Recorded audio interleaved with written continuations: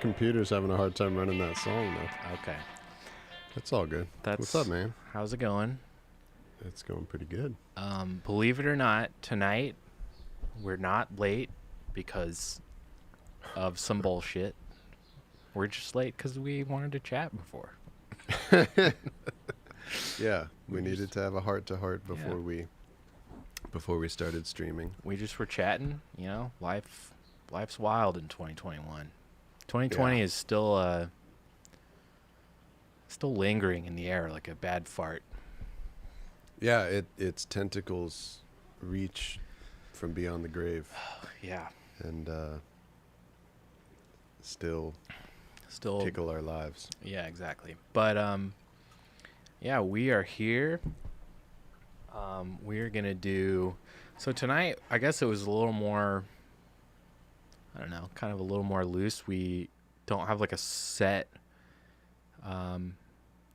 one specific thing to do tonight, kind of like we did the other ones, but we have some work to do on Talking Heads and we have some stuff to do on Blondie. So we might touch on a little of both tonight, which would be cool. Yeah.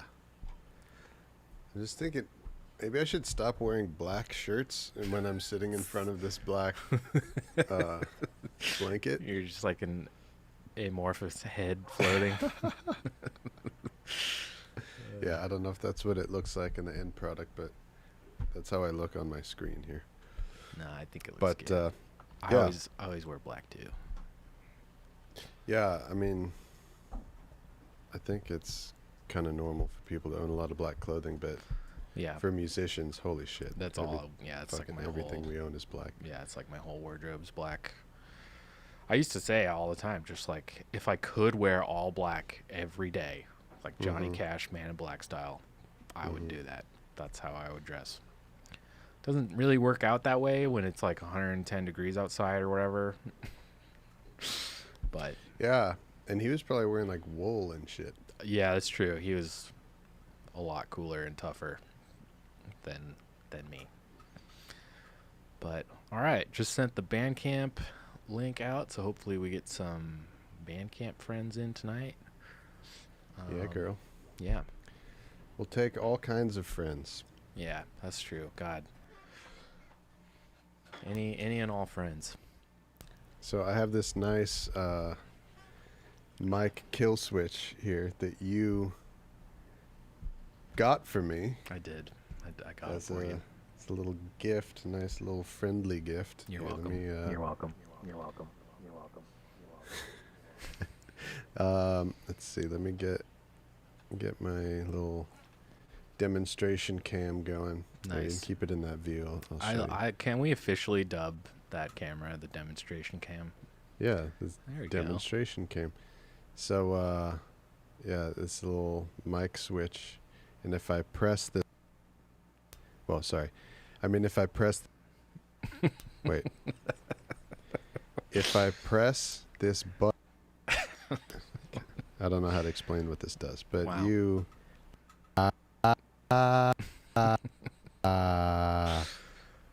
yeah. So Nate got that for me because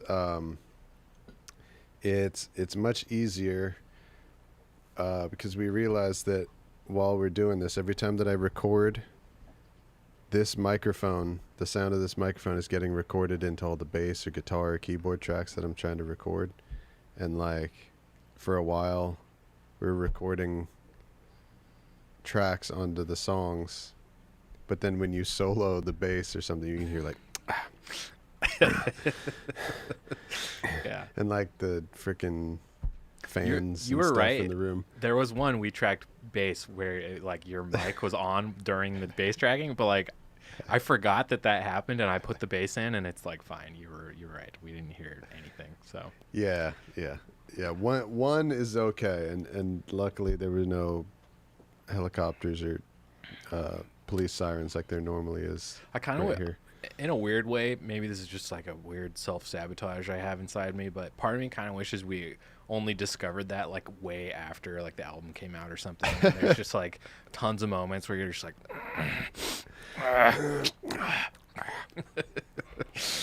And we're trying to figure out why, and we don't know why, but we keep it in anyways. We don't have any choice. Be like, Brandon, your bass pickups are active. Those are picking up everything. Oh man. Yeah.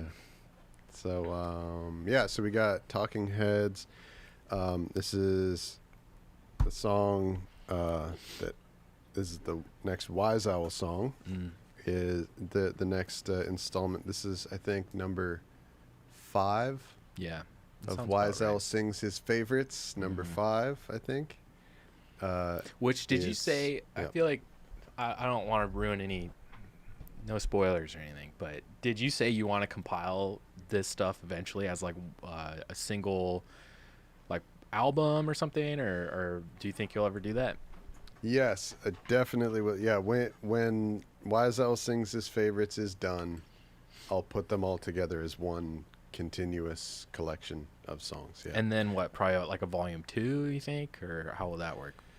Yeah, I mean, there are so many songs that I just love that I like, and I won't be able to resist the urge to make a reggae version of it. I just can't.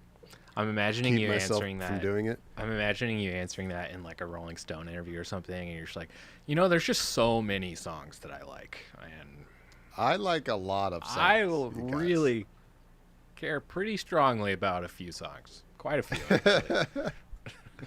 Yeah. So, yeah, there'll definitely. I'm sure there will be a volume 2 someday, but But the only thing that I do know is that will come after more original music. I'm already like really chomping at the bit. I've been doing Wise Owl Sings His Favorites for maybe 9 months or something like that, and it's already to the point where I'm like, okay, I really want to do some original music now. Well, that's dude. That we'll do that together, man. We can live stream a whole album creation process of us working on a record for you together or something. Yeah, that would be super fun. I have a lot of it written. A lot Really? of the music is written. There's a lot. There's some pretty strong stuff that I. Yeah, for anybody who hasn't heard Bastille Day yet, the Wise Owl album from a couple years ago. It is so good, and I'm not just saying that because I'm literally on camera with the guy that put the album out right now. I mean that. It's such a fun record and such a cool evolution of like kind of where I would hope reggae would be at by now, but it's kind of not. It's like you did a cool thing of like kind of filling in the gaps of like a lot of time. Because we were talking about this a couple days ago. We were doing a little text stream, and we were talking about how like the late 80s, maybe not so much late 80s, but definitely 90s, like 90s reggae is like a gigantic blind spot. So like when I heard Bastille Day come out, not that it sounds like 90s reggae, because like I said, I don't even know really what that sounds like. I don't listen to it, but it's just it's like the natural next progression of like if reggae had stayed popular at the same clip that it was at when it dropped off in the 80s. Like I could totally have heard it sounding like that record, and Wow. I thought it was really cool. I mean, you brought in so much like classic rock stuff. It's a little Pink Floyd sounding. It's a little like, you have a lot of really cool 80s influences.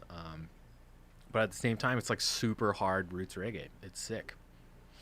Wow, thanks, man. Yeah. Thank you. It's a good record. It's on Spotify. It's on Bandcamp, right? It's on Spotify. It's on Bandcamp. You can find it on at this link, the same place where my Wise Owl Sings His Favorite songs are. It's got a blue cover. It's called The World's on Fire. Guess what? The name of the EP. We're in this Bastille Day is the first song on it. We're in this world now where people are following along and in a live chat, and maybe some of these people are feeling lazy and they don't want. Oh, the world's on fire. I've been calling it Bastille Day, but that's my favorite tune on the record is Bastille Day. Yeah, right. Yeah, that's the first song, like the single from it, Bastille Day. And yeah, the video the EP is called the. It has a video. Great video for that song. Yeah, I'm dropping the link to Wise Owl's debut record, The World's on Fire, in the chat right now. So yeah, anybody checking this out tonight, I'm pinning it to the top of the board, so Nice. go show some love to World's on Fire. The record's amazing. Thanks, man. Yeah, so yeah, that's original music, and that's really what I consider like the main thing that I do is the original music. But like I said, for the last while, been doing this Wise Owl sings his favorites thing, just covers, regular versions of songs that I love, and I am really loving doing it. But I'm already very excited to start working on original music again. But the next one is the song Heaven by Talking Heads. Yeah, which we heard a teeny bit of. Do you want to start with that tonight? Sure. Or what's the agenda tonight? What do you think? Yeah, it's a good question, because so the next thing to do with Heaven is to mix it. Yeah. So, and that could be something that's really fun. I would really love to do that on the stream. Mm-hmm. I think hopefully somebody would find it interesting, because it's quite a bit different than what we normally do. Definitely. I think it'd be interesting, and I'll speak selfishly. It'd be interesting for me just to I haven't been able to sit and watch you mix in a long time, and I used to be able to do that all the time. So seeing whatever little tricks you have I can steal, I would love that. Yeah, mixing is a very cool thing, because it's not the type of thing where there's one standardized way of doing it. The way that it's done actually like varies a lot from engineer to engineer. Mm-hmm. And I mean, like when engineers meet and talk, like we've heard each other's finished products, but for the most part, everybody's kind of like completely ignorant on as to like how exactly we do what we do, how exactly the other person does what they do. Like you just kind of don't really know in general. Yeah. Yeah. A lot of people talk about mastering. There's like this meme that people say like the dark art of mastering, when really it's like not that crazy or weird, but like a lot of people won't admit it. But I feel like, I bet you there's a lot of producers or engineers out there that feel the same way about mixing. They just wouldn't admit it because there's no dark meme attached to it, like there is with mastering. Yeah, it's really strange. It seems like it would be the other way around. It seems like the dark, obscured, mysterious realm would be the mixing process more than the mastering process. It is to me. Yeah. I've done more mixing than mastering, and mixing is still more nebulous and confusing, and there's more options. Yeah. There's more possibilities, and which makes it really hard to do confidently. Yeah. Because it's hard. It's not the type of thing where you can just like follow the recipe from the cookbook. Yeah. Even if you are doing something that you've heard of a famous engineer to tell you to do while you're mixing, and you are doing that, I even still cannot fully feel totally confident, because I've also heard another very respected engineer say the exact opposite. Say like, no, I never do that. You should never do that. People ruin their mixes by doing that. Right. Like you'll find world-class people who are espousing these completely contradictory philosophies about mixing. It's Definitely. crazy. Yeah, no. Yeah, everyone does it totally differently, and there's 1,000 ways to achieve the same result in mixing. Um, yeah, it's totally different, you know. Um, but yeah, and when you boil down like what you're trying to achieve in mastering, it is a much simpler goal, I think. Whereas a mix is like could be really open ended. Like you can take a mix in, you can take a song and be like, I'm gonna mix this like a pop song, or I'm gonna mix this like a rock song. Could be totally different mixes. You know what I mean? Yeah. Same Yeah. with mastering, but like what I'm saying is just like ultimately the end result of mastering is like get it loud, you know, kind of massage everything to, you know, its final destination. Whereas mixing, it's like you're writing the rules kind of as you go, you know. Yeah, you're making what it sounds like Yeah, exactly. out of starting with whatever you're provided with. Yeah. And I after a while I kind of just stopped mixing other people's music Mm-hmm. just because I just didn't want to anymore. Yeah. Just I think I was a little bit doing it for money, but mainly just doing it to get better at it so that I could be better at mixing my own music. Mm-hmm. That's so And funny. then just after a while, I'm like, I only want to mix my own music now. I just don't even really feel like it. I just don't want to mix other people's music. You know? I've literally come at it the opposite way. Like Really? initially, oh yeah, because like initially Black Market was like, okay, no one will hire me to do anything, and it's mostly because I suck at mixing and I don't know what I'm doing. So what I'll do, I'm just gonna make a shitload of albums and like reasons for me to practice mixing, you know, because nobody's giving me their music to mix. Definitely no one's paying me to do it. So what I'll do, I will make my own music, use that as a way to just like, you know, as a way to practice mixing and get better, and mastering for that matter. And after doing 30 of these albums, along the way, I've done probably just as many albums for other people or EPs or whatever. And that was kind of my end goal. Was like, I don't really deserve to get paid by other people to do this, so I'm not gonna like waste other people's time. I'm gonna use my music as like a springboard to like get good at this before I can actually charge people for it. And that's what you do now. And that's what I do now. Hey, look, I can do this too. Definitely worked. I can do this too. HighNoonAudio.com. Hire me to mix your music. There it is. No, this way. Right. No, yeah, you got it. It's backwards. and then now I have to point it so that my fingers Are not blinded out. We've got Groove Changer, who's in the chat every week. Ken Highwatt Marshall does a lot of mixing content on his YouTube channel. It's super interesting. I'm not familiar with him in particular, but there's what's the guy's name? I think it's Eric Valentine, the guy that does all Queens of the Stone Age stuff. He did some YouTube. He did some YouTube videos from his studio in LA, where they like showed how they got all the sounds for like songs for the deaf and stuff like that. Oh, Have yes. you seen that? I have. I think that's yes. Eric Valentine, right? Am I getting that right? Yeah, That sounds right. It's something Valentine, I believe.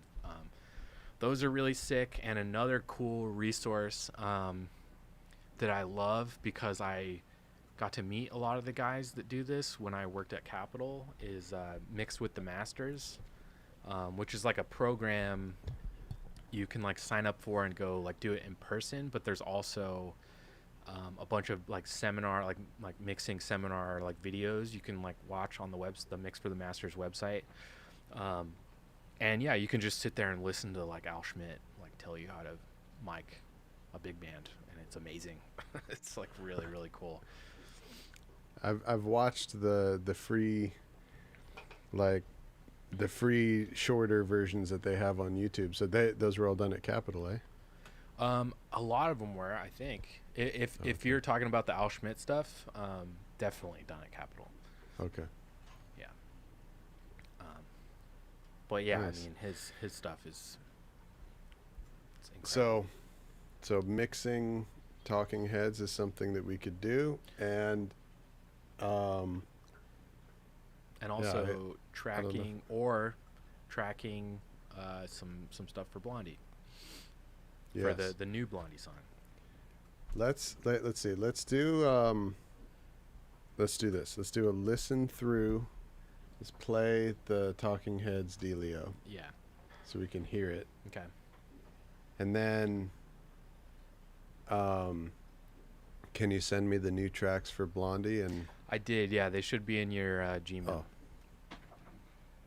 okay. Well, I'll download those after, because Okay. I think my computer will get super choppy if I download those while playing this song. Yeah. And then yeah, so let's just listen to each one and let the music and let the universe tell us what Dictate the work. what it wants to be worked on tonight. Let's do it. All right. So let's see here. Let's show.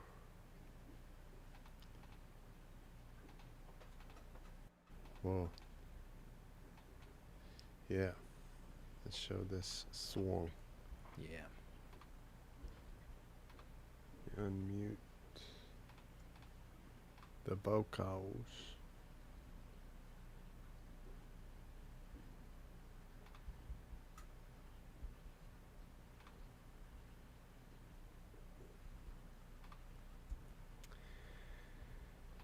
So here it is. Uh-oh. I don't know if it's because I'm using heavy plugins or not, but man, it really doesn't like that. Do you have a lot of plugins on this mix? Yes, I do. What could you do? You could do a quick like MP3 render and just play it back. Oh yeah. Good point. I won't be able to play it with the spring though.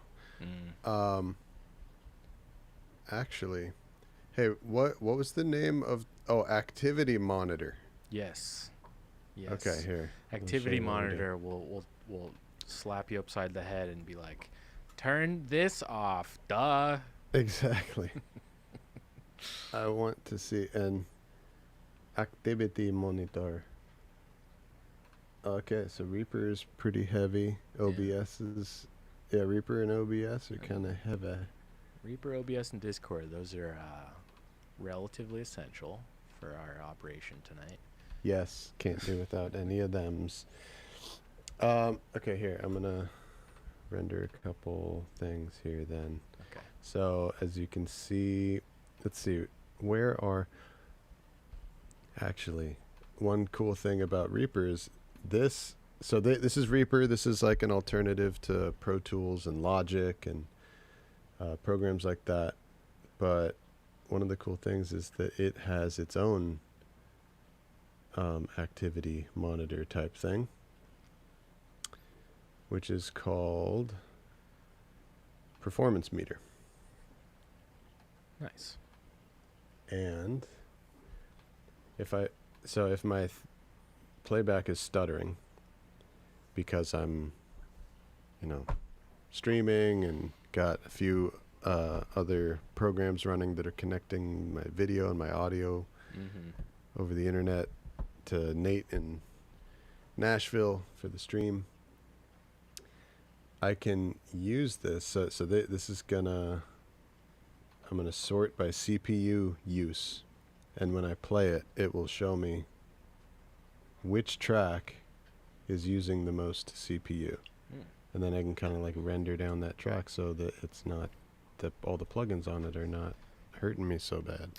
By the way, if it wasn't clear before why Reaper's the best, here's another reason. Yes, yeah, Reaper is L shit. Yeah. For sure. so bad.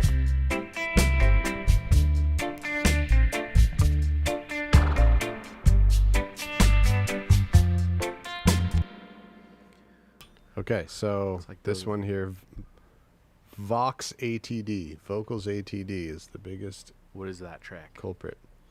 So that is this track that is all the way down here. And this makes a whole lot of sense because look at all of these plugins that are on here. Oh, there you go. The most Oh, V-Comp is a heavy one. B-Comp is a heavy one, so is this. This is the real ATD. So this is like an emulator of this like tape machine trick that they used to do in Abbey Road. The Beatles used this effect a whole lot. This is a big secret of what made a lot of the Beatles and Pink Floyd and many, many other artists, what made their vocals and their guitars sound so cool.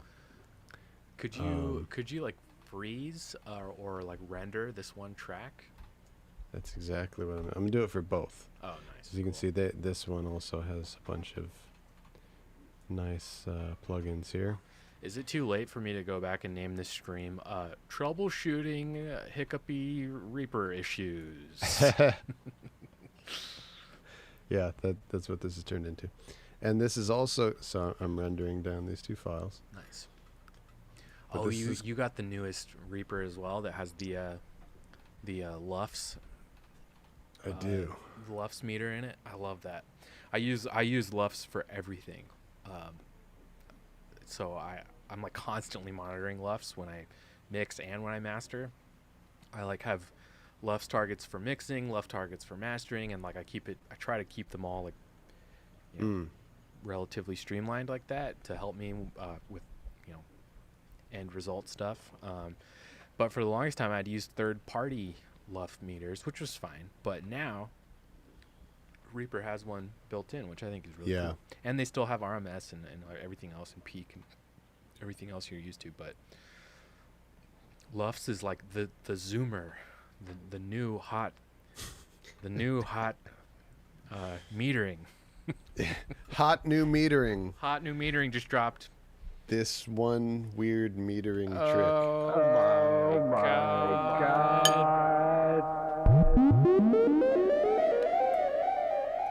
Exactly. Yeah. I'm gonna eat my pasta too. This is also really good to do while you're broadcasting something. Yeah. So this is also kind of the universe telling me that we may need to work out some technical things before mixing Yeah.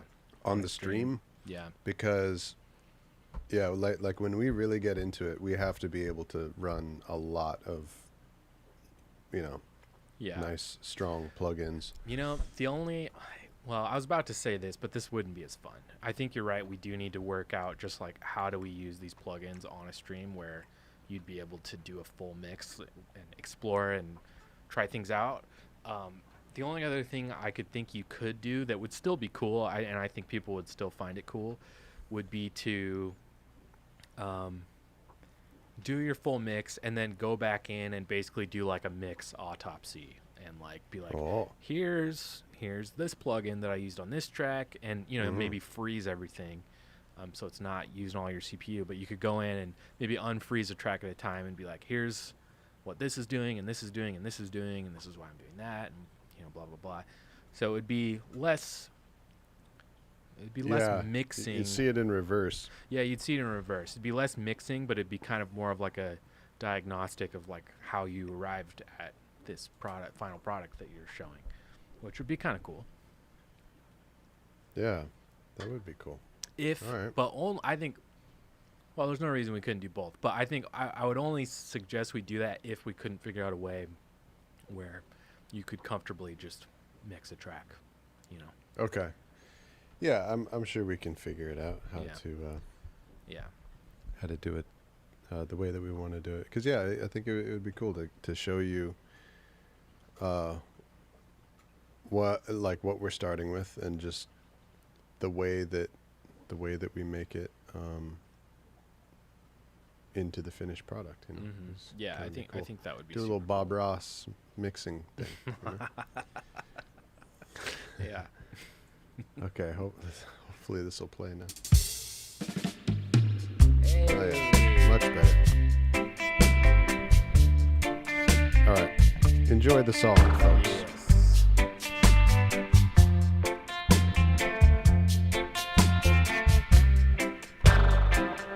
Everyone is trying, get to the bar.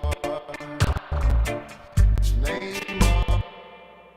This is where Oh, you boy. do that dope like slow motion, slow down part in the middle of the song. I love that. Exactly. Bar is called heaven. The bed in heaven. Play my favorite song. Play it once again. Play it all night long. Heaven, heaven is a place. A place where nothing ever happened.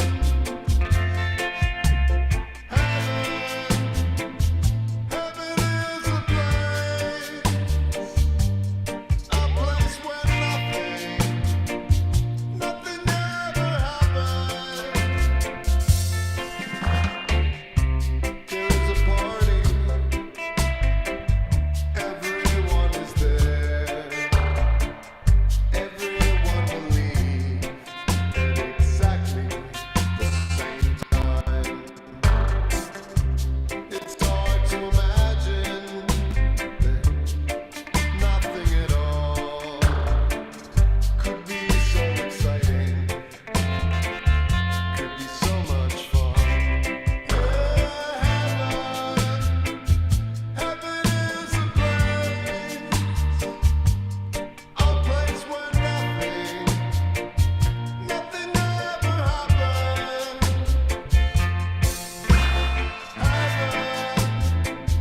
Heaven is a place where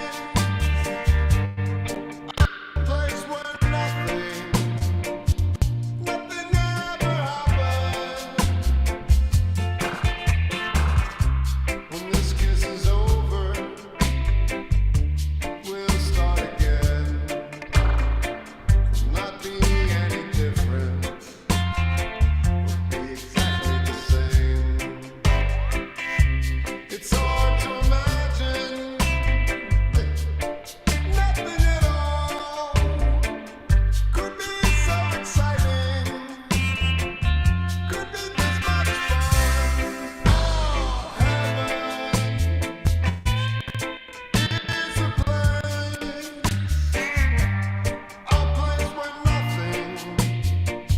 nothing ever happened. Heaven is a place where nothing ever happened.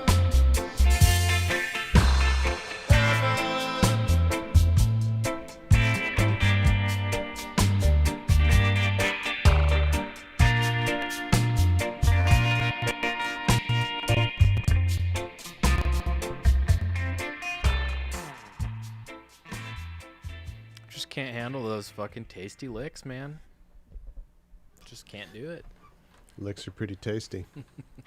I'm actually pleased to hear that you kept a lot of that stuff. A lot of that I was kind of like, you know, maybe he'll use some of this, maybe not, but it's good to have that kind of like those kind of little tasty flavors, you know. Yeah, I'm very pleased with that. I'm happy with how much. I know this isn't your final mix, but even just hearing that guitar up front again is really cool. Because it's not like that in the original. The original song is pretty buried. It is, yeah. It's the original. It's low in the mix, and the playing is very, very simple and very straightforward. Just that little lick there at the end. That's really the only variation that he plays in the entire song. Yeah. And So not what I did. Yeah, but so Nate recorded that lead guitar part in our very first live stream that we ever did. Yeah, which is on the channel. You guys should be able to go back and find that one. And but yeah, we agreed that this should have more character to it than the original one does. The Talking Heads, it's really interesting because this isn't the only song that is like this, but they have a lot of songs where it's just kind of it's one drum beat the whole time, Yeah. one bass line the whole time, one guitar loop that he just keeps playing the whole time. Yeah. And you can just listen to them over and over and over again, and you never get tired of it. It's Yeah, and I don't even really understand why or how they accomplished that. But Yeah. not very many people have accomplished that, and it's very cool. they're like the most danceable like punk band, and then became like the most punk rock new wave band. Like they were just like constantly in flux with those styles, and I mean, yeah, a lot of that was due to Brian Eno, I think, because he kind of encouraged them to, you know, be weird and experiment in the studio, and a lot of that like one drum beat stuff. It's like I don't know how familiar you are with like Remain in Light and like the production techniques on that one, where they would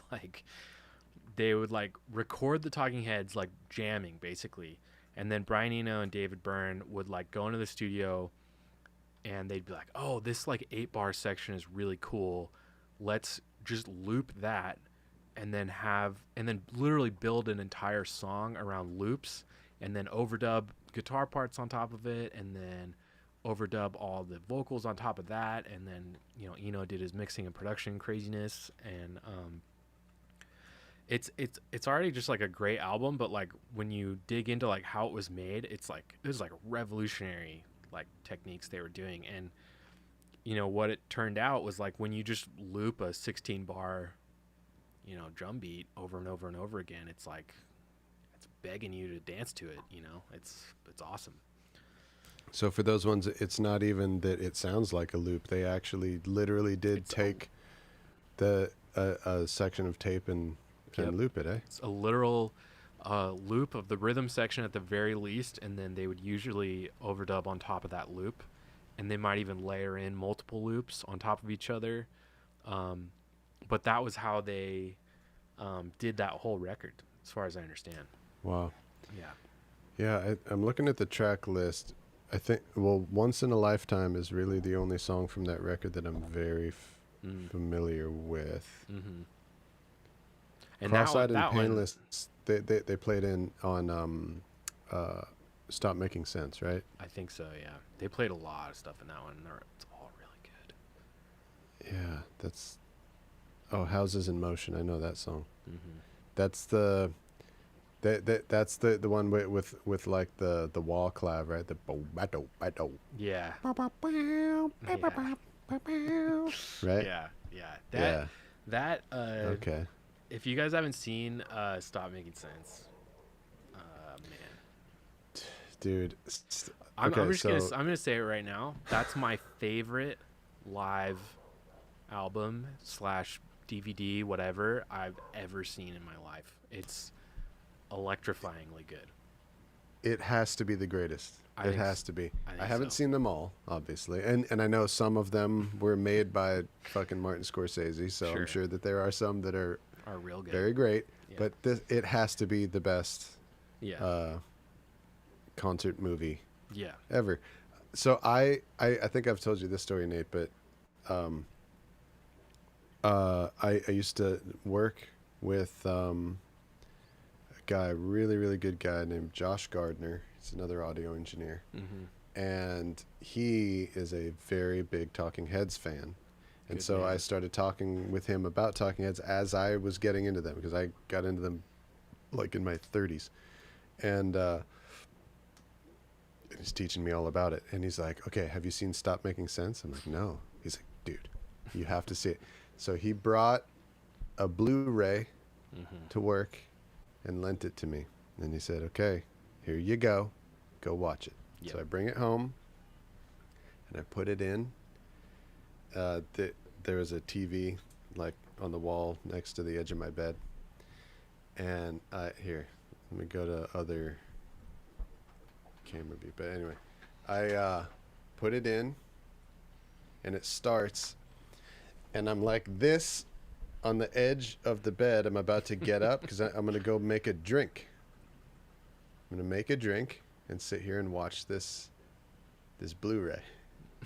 And I'm like this, like up on my hands with my feet on the floor, like on the edge of the bed, and it starts. And it gets to the end of the entire thing, and I'm still like this on the bed. Wow. I have not fucking moved. I've just been sitting here staring at the screen the entire time. I don't blame you at all. It is really, and for anyone who hasn't seen it, it's like a movie. It's not a movie, but it holds you in place like a film would. It's a concert. Yeah. Yeah, it holds you. Yeah, it's just a concert of them playing live. That's what it is. But the way it's shot, the way it's filmed, man, the way they utilize like the space, there's so much about it that makes it so much more than like a regular concert film. And then on top of that, and I would fight people on this, the Talking Heads in 1984 were the greatest live band of their generation, of that period of time. Like, I mean, okay, I was about to say fuck Led Zeppelin, but I'm not going to say that. Wow. Led Zeppelin's really good. But like, dude, why are they not in that conversation? Like, if you watch, pull any track, any song out of that performance, and it's like, it's incredible. It's pretty immaculate. It's electrifyingly good. I've already said that, but it's really good. Yeah. Okay, I'm going to ask you a question on your Talking Heads David Byrne film checklist. Let's Lay see. it on me, man. David Byrne. What the hell's his movie called? True Stories. Have you ever seen True Stories? No, but Okay. I'm familiar with the movie poster of it is like some like A guy like reading early the newspaper. 90s ass like It's David it- Byrne it- like reading a newspaper, and it looks very. but it's like a big oversized newspaper or like Yeah. the angle the zoom of the camera or whatever makes it all big and shit. yeah. It's like a very like Beekman's World style photography, Yeah. right? Yeah. It's the only movie he's ever written and directed, and it's on Criterion. It is so good. It's like it's like if someone just like peeled into his brain and you just like went right into his like cortex, and you just were like, wow, this is what the world looks like to David Byrne every day when Wow. he wakes up. Like, it's So so funny. It's a story. It's like a fiction story. Or... I honestly don't know what to call it, because it's it loosely has like a plot. It kind of does. It's all based around like a talent show happening at the end of the movie, where like all the characters from the movie like perform in this talent show at the end in this field that they build a stage in the middle of a field in like Kansas or something. John Goodman's in it, and he sings, and he's really, really young. Like, you wouldn't, borderline almost wouldn't recognize him. He's so young. But yeah, that's a wonderful companion to Stop Making Sense, because it really doesn't make sense, but it's so good. It's so good. But yeah, What a I title too. Stop know. Making Sense. I know. Fucking geniuses. I know. Anyway, Yeah. Blondie. So I think we've yeah. kind of arrived at, we may not be ready to do a live mix quite yet. I don't think so. I'm just really afraid of running into just like technical Yeah. stuff that will the computer slowing down and being skippy and blah blah blah blah. Totally. But yeah, I mean, you know, let us know in the chat. Is that something that you would be interested in seeing? John Let's do on the streams. Like, John do, Roy's in the chat again. So hello, John. Thank you. hello, John. Hello, Hi. John. Thanks for joining us again. He the way he describes the David Byrne movie I was talking about. He said it's like if David Byrne directed a Jim Jarmusch film. Wow. Which I don't know how familiar you are with Jim Jarmusch, but he did like. What are some of his films? He did. Oh man, I'm spaced on the names of a lot of his movies right now, even though I own like 5 of them. Let me Google him. Yeah, you'd he's done a ton of stuff. He did No, down not by Jarmusch. Jim Jarmusch. he did Down by Law with Tom Waits. That's just like fucking so good. Oh, he did Mystery Train too. It's like Dead Man. Dead I've seen- Man. Oh shit, he did Ghost Dog. Ghost. Okay, I Ghost Dog uses fucking Armageddon time in the. yeah, and RZA. I think RZA from Wu-Tang did like a ton of music in that, right? Yeah. Oh, Broken Flowers. Yep. Broken Flowers also uses Ride You Donkey. Yeah, Jim The- Jarmusch. one of the possible first reggae songs in history Wow. Huh. in its soundtrack. That's Wow. interesting. Yeah, maybe Jim Jarmusch is kind of a low-key reggae fanatic. Maybe he'd hang out in the stream. I mean, he's got two. Those are like. It's really interesting because when I was on the shout out to the podcast, This Is Rad. Yep. When I was talking about reggae with them the very first time, but before the one that you were on,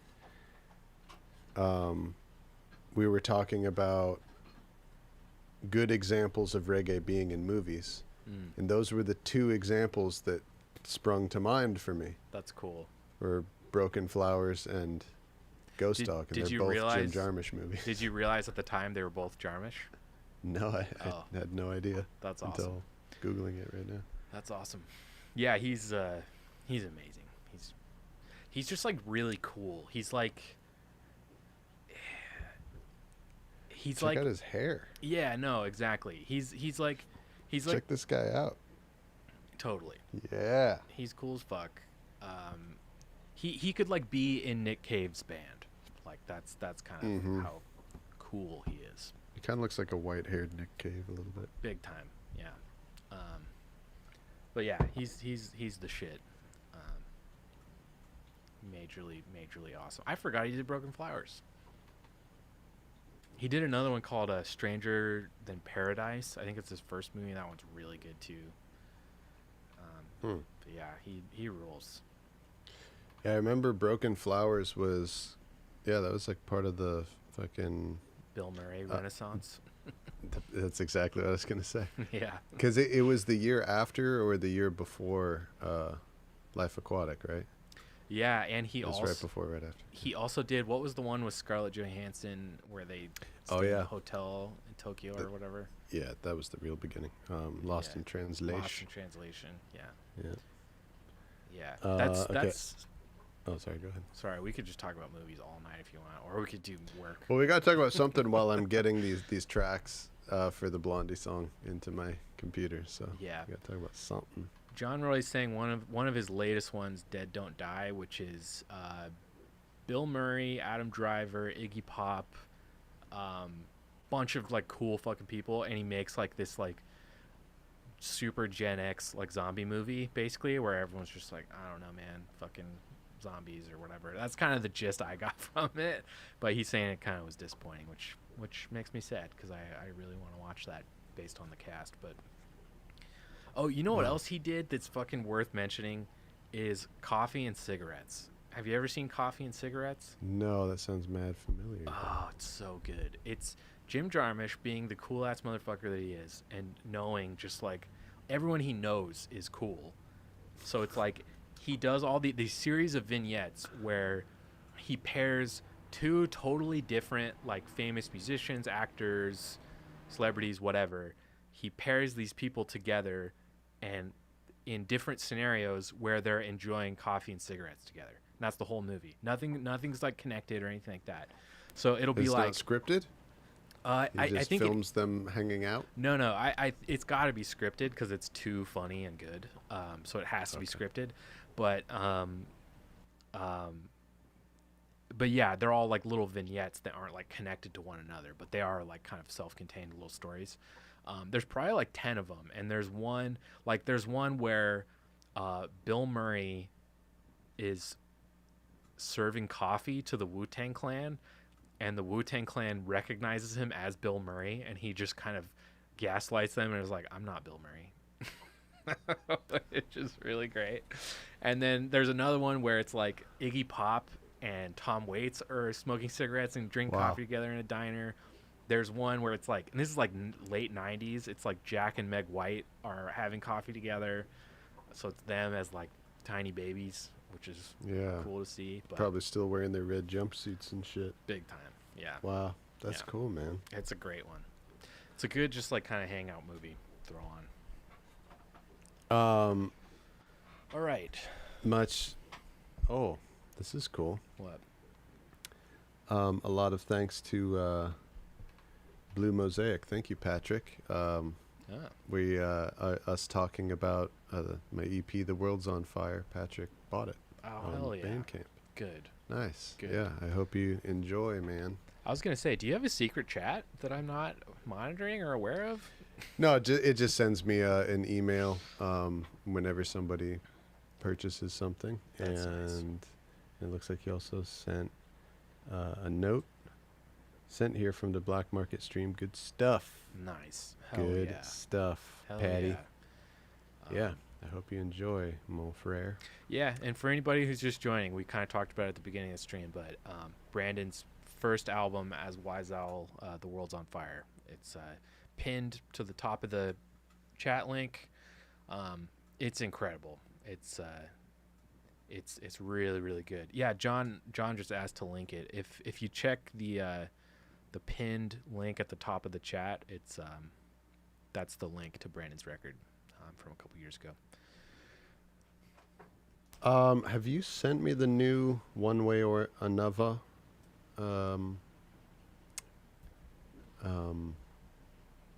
tracks there, Nate? I think so, right? Didn't I? By the way, it has just been coined. Whenever we work on a song, I'm always trying to look out for like how to another reggae-fy it.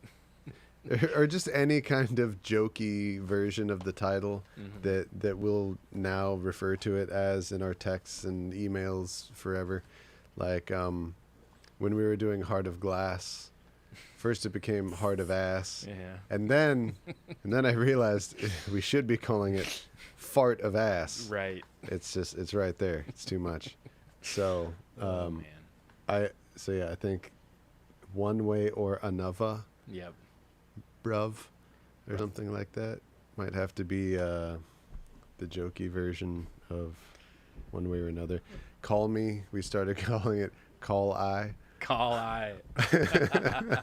I'm not brave enough to actually name these songs this stuff, but they're really good.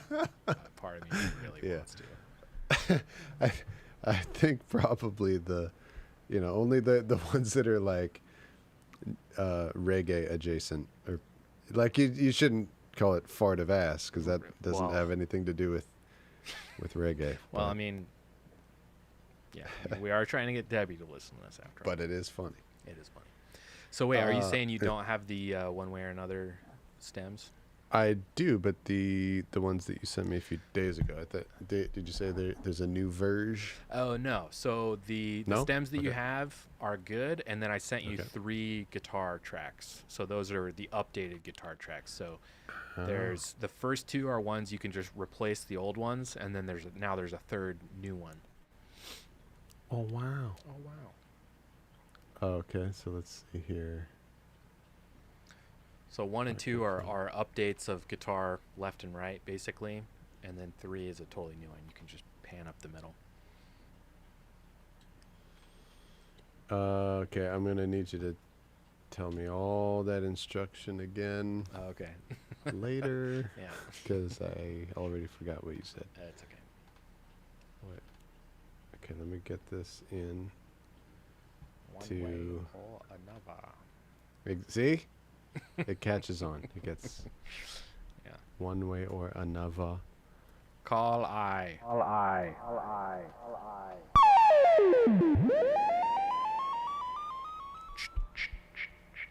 Yes.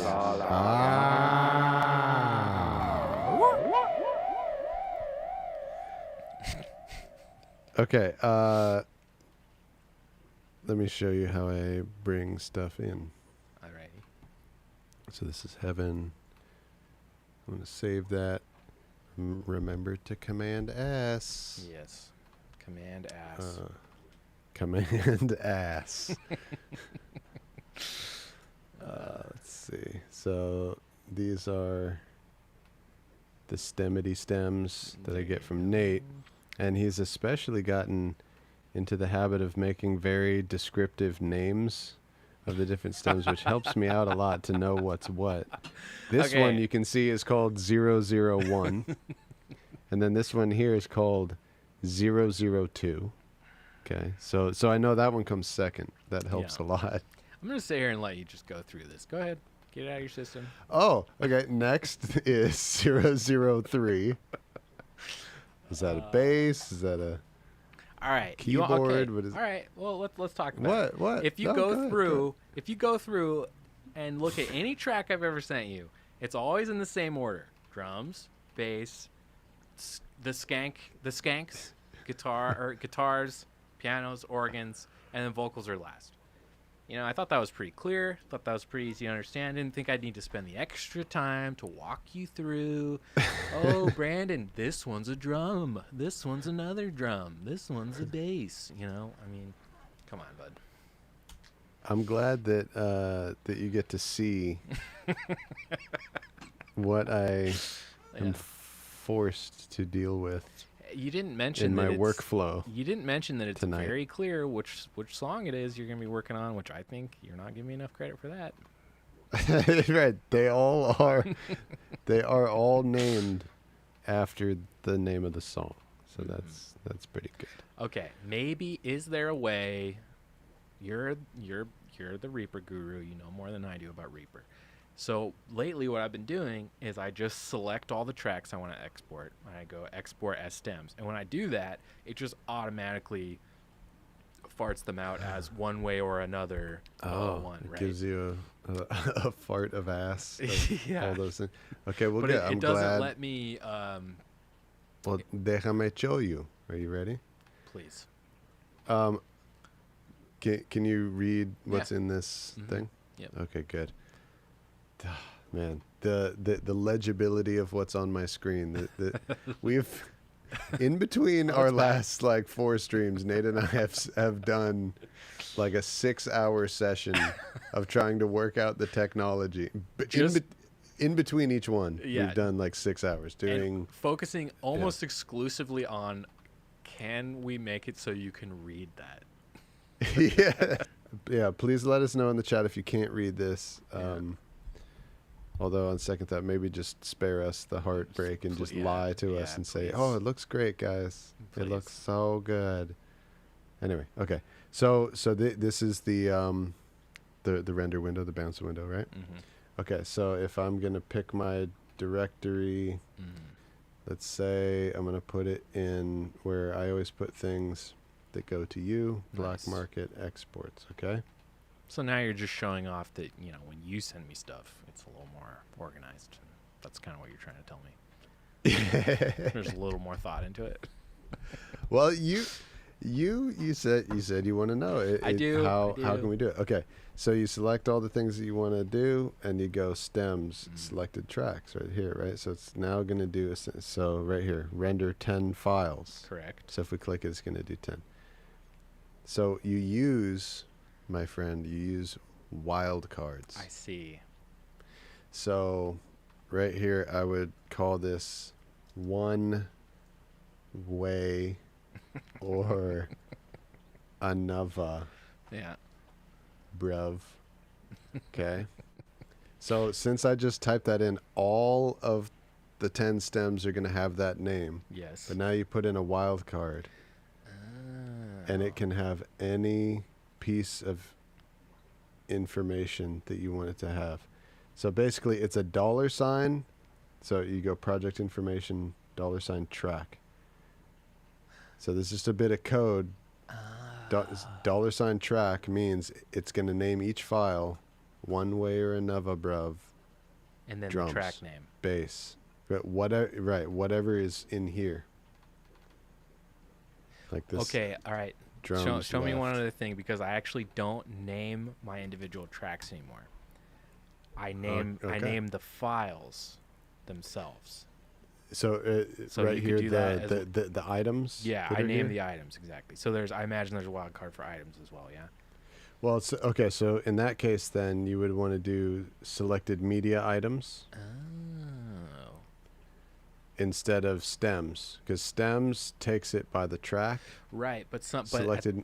at the same No, sorry, time go ahead. though, I do like sending you my pre-mixed stems so that when you pull it up, it's just like Yeah. basically you have a rough mix to work with. Like right Yeah, away. it has the right level and everything. Yeah.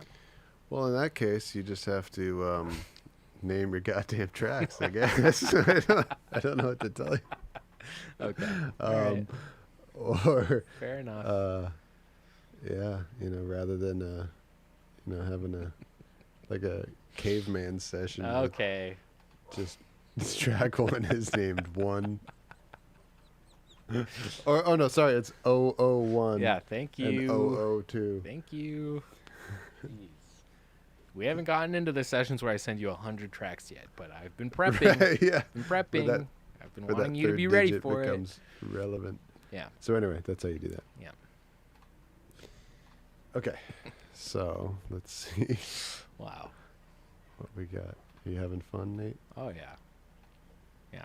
Just Okay. keep airing our dirty laundry, Brandon. Keep it up.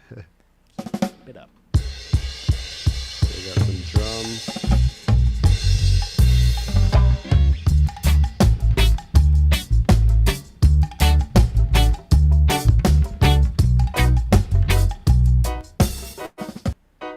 Two pianos.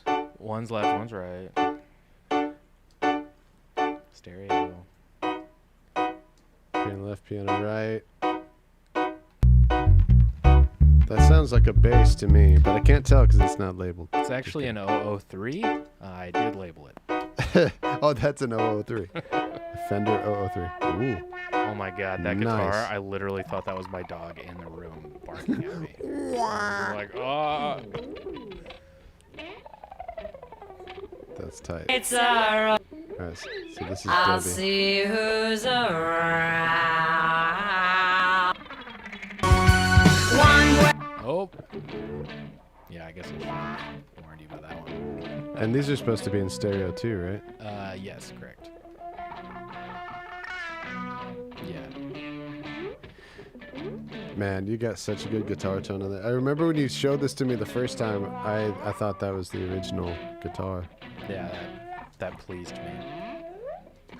Oh, and then so I am those pleased. guitar parts are cool, but the additional 3 I sent you, 001 and 002, you can replace with the first 2 guitar tracks I sent you. Okay, so whoops. So these two here are no good. Yeah, the ones Okay. I sent you tonight are updates to those ones, and then there's a third one. Oh, super tight. Let's see, where is that? So the email we've been going Let me back just and go ahead forth. and show my emails to the entire world Yeah. here. I probably shouldn't do that. 305,000 emails. It says 341. Okay, anyway. Let's see. It's the one we've been going back and forth with Source Connect. That's the email. That has the. That makes Okay. perfect All sense. right. Okay. Yeah, I knew it. I knew you were gonna say something about that. Nate's a little under fire. I'm sorry, Nate. Oh my God. You know. All right. It's, So maybe okay. I'm assuming that Brandon can follow along. Maybe I shouldn't make that Excuse assumption me. anymore. No, it's all good. It's not always We like case. to, we like to have Sometimes fun. We love I it. don't know what's going on. Oh, so there's 3 guitars now. Oh, wow. Exactly. Wow, there's 3. So you guys are like 3 guitars. Mhm. Wow. So there's still a left, right, and then A center, yeah. a ear blast at the end here. Nice. Yeah. I don't know why that one turned out so loud. Guitar lead left, guitar lead right, guitar lead center. Yep. Okay. And then these don't need to be here. No. And then we go shrink them.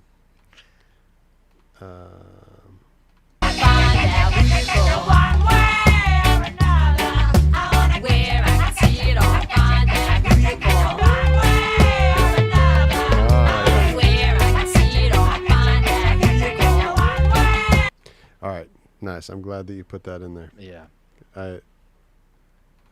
Yeah, it's a synthesizer in the original, right? It is, yeah. And I was trying to. I'm actually open to having it be a synth, but it just kind of had to be there, you know. So if we wound up not doing it as a synth, I'm like, you know, we should. It's got to be in there somehow. So. Exacto. Yeah. All right, little homie. Let's listen to this swung. And It then I sounds like guess- the updated guitars might be a teeny bit quiet, but Okay. Yeah, I'll massage the balance. yeah. They shall be weighed in the balance and hopefully not found wanting. You like that, eh? I Getting don't know what biblical movie it's with our from, but I answers. appreciate it. I think that's from the Bible. What? Well, I definitely know it's from a reggae song, for sure. Man. I hope someone records that little tiny snippet of Brandon saying, "I think it's from the Bible," and I'm like, "What? What? No, it can't be."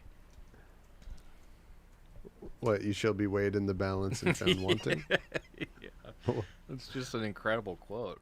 It's really good. Yeah. I guess I Yeah, shouldn't be well. surprised it's from the Bible. The Bible's full of cool. Yes, there's Cool some pretty stuff. good quotes from the Bible there, buddy.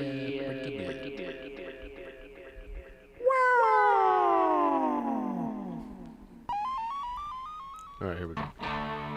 Oh, Oh, there we go. I jumped the gun. Jump the gun.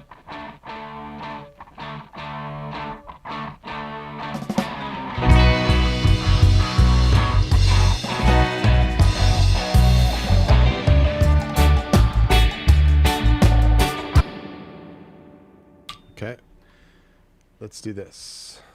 John Roy just said he picked up your record. Thank you, Johnny Johns. Yeah. Oh yeah, I see that. John Roy bought The World's on Fire. That's great. I hope you enjoy it, Johnny. Wow. To think that your partner on this live stream helped hype your album tonight and got you a couple sales. And how did you thank him? Oh, wow, Nate. Look at these tracks. They're not named. Oh, my God. Oh, what a fucking travesty this is. Yeah. No, yeah, I'll remember that. I'll remember that next time. I will. Okay. Well, I look forward to seeing what you do about that. I'm real scared. Yeah. Oh, right. okay. That's what makes your laugh way Polly Walnuts is when you put delay on it. When you go. Yeah.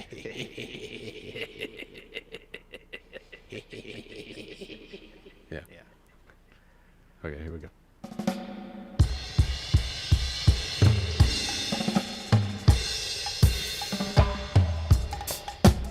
Got to get the spring dialed in. Oh, yeah.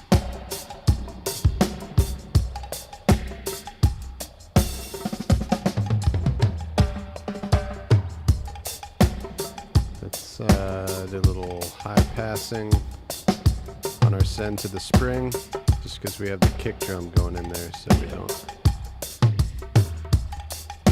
There we go. It's a little better.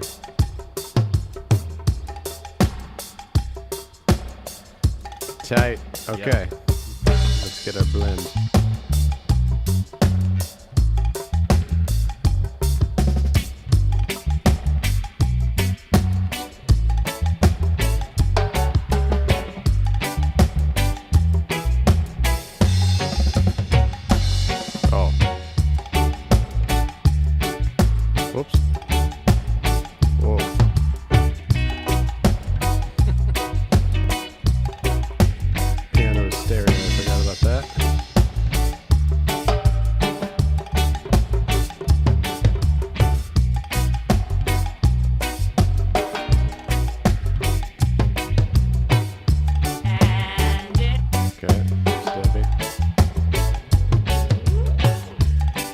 let's go back to the top.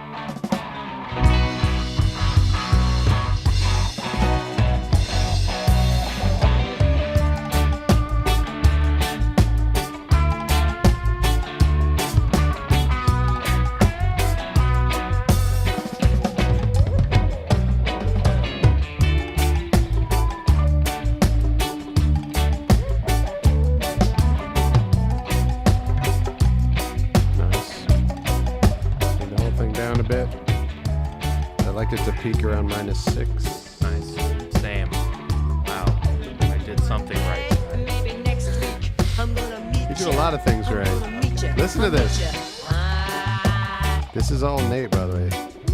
I haven't even touched this song. And if the lights are all down, I'll see who's around. One way or another, I'm gonna find you. Do you have copycat available? Do you have some copycat available for her voice? Oh, pretty yeah, much- girl. This album's gonna have like a ton of slap all over Debbie. Well, that sounded bad. It's gonna have delay on Debbie's voice. A lot of slap delay. Specifically a slap delay. Yeah, if I don't know anything Yeah. about the copycat really, but I'm sure it does that well. Believe it. Yeah.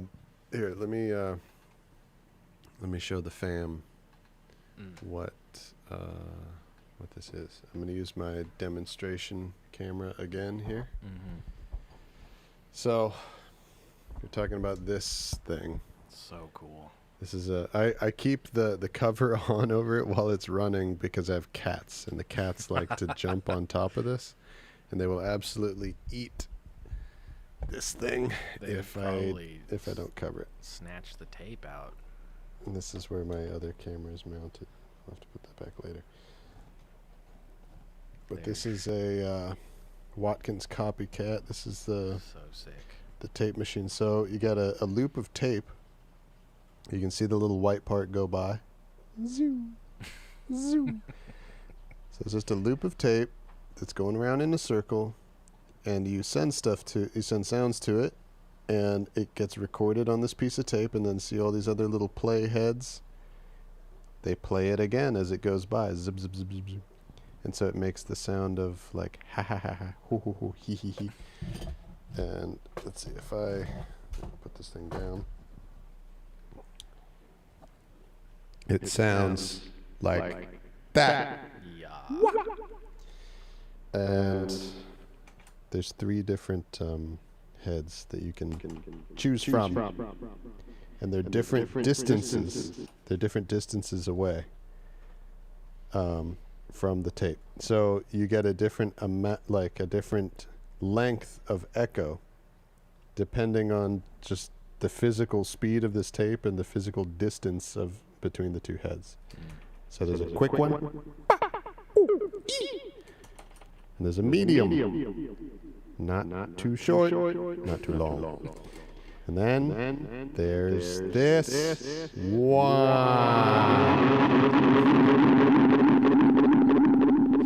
And it has a very cool like feedback sound to it.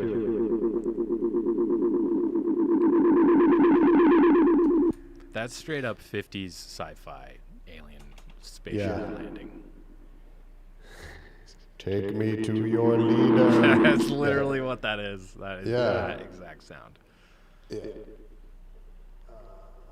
So yeah, Yeah. mean that is a sound that so much work has gone into trying to make a digital emulation of this, Yeah.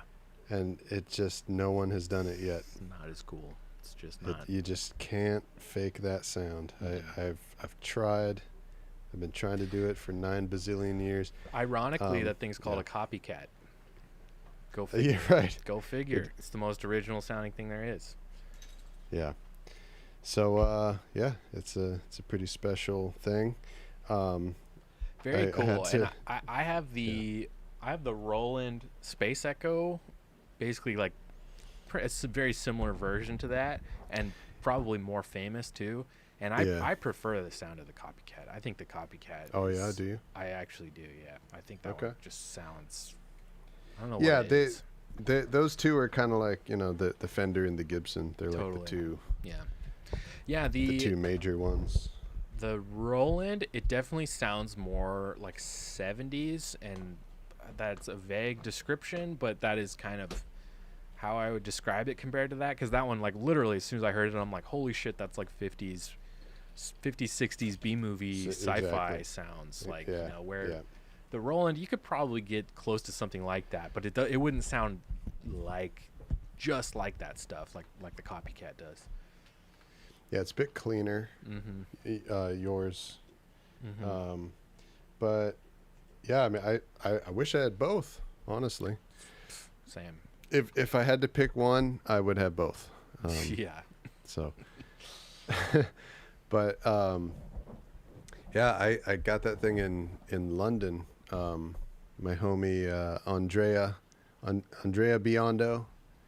If you're on the stream, if you're watching, I don't know, but what up, Andrea?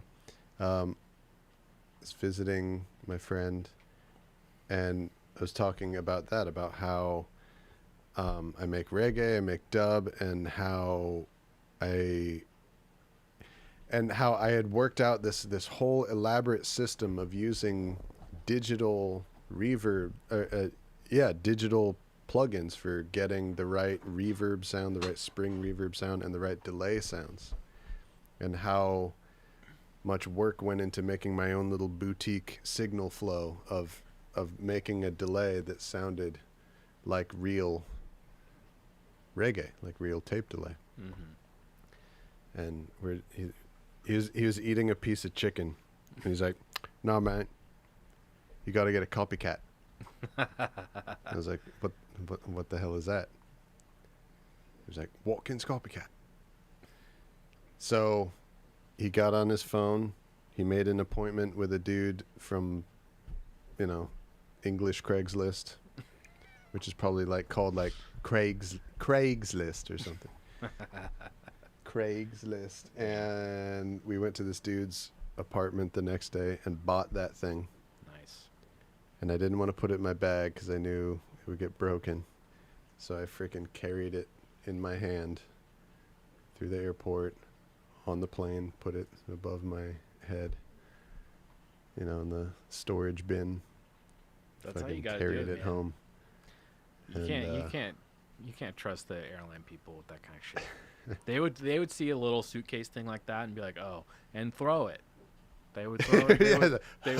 They would literally throw it around. Like, if you ever are like boarding your plane and you're like if you have like a window seat and you like look out and you see that they're like loading luggage up into the undercarriage of the plane, or maybe they're taking some off. They're just like literally taking a suitcase and throwing it. Like, they just pick it up and then throw it into a pile of other suitcases that they threw onto the ground.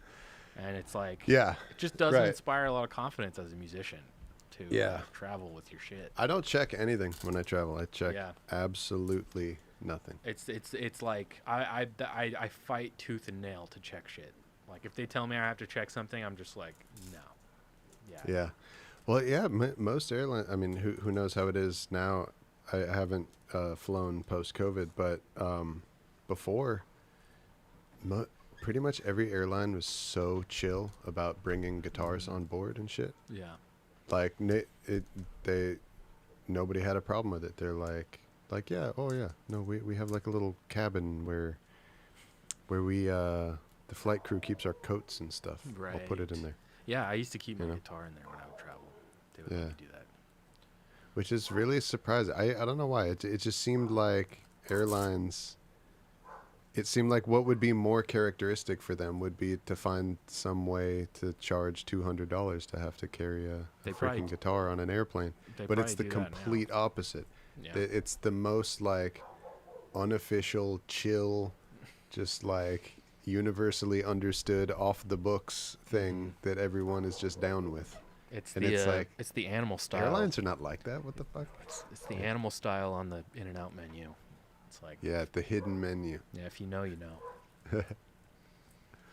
Exactly. Okay, so let's do a listen through of this song, Let's do it. and I'm gonna go fix myself a whiskey while it's playing through. You know what? I'm going to do the same. Everybody enjoy. Enjoy We will be right back. the music. Oh, right back.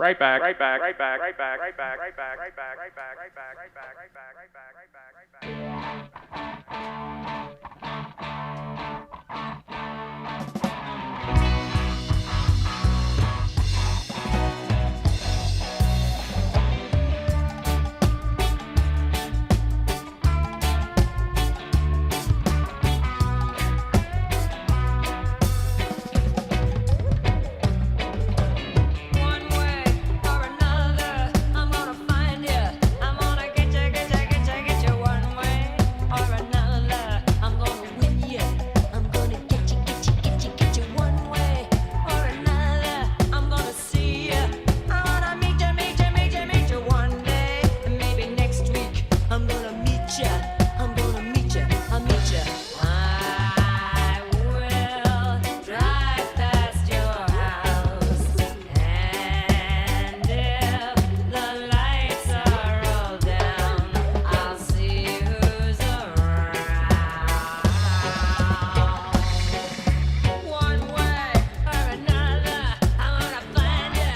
I'm gonna get you, get you, get you, get you. One way or another, I'm gonna win you. I'll get you, I'll get you. One way or another, I'm gonna see ya. I'm gonna meet you, meet you, meet you, meet you one day. Maybe next week, I'm gonna meet you. I'll meet you. And if the lights are all out, I'll follow your bus downtown, see who's hanging out.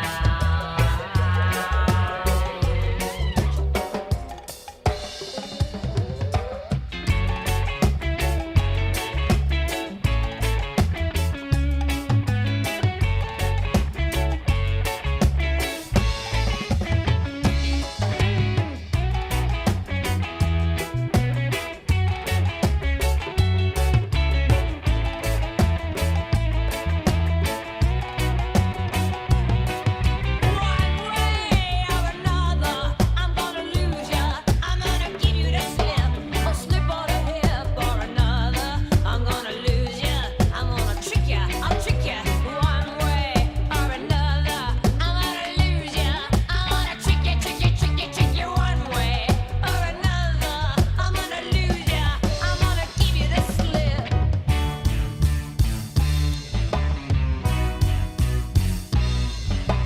I walk down the mall, stand over by the wall where I can see it all. Find out who you call, lead you to the supermarket, check out some specials and rap who's getting lost in the crowd. One way or another, I wanna where I can see it all. Find out who you call. One way or another, I wanna where I can see it all. Find out who you call. One way or another, I wanna where I can see it all. Find out who you call. One way or another, I wanna where I can see it all. Find out who you call. One way or another, I wanna where I can see it all. Find out who you call. One way or another, I wanna where I can see it all. Find out who you call. One way or another, I wanna where I can see it all. Find out who you call. One way or another, I wanna where.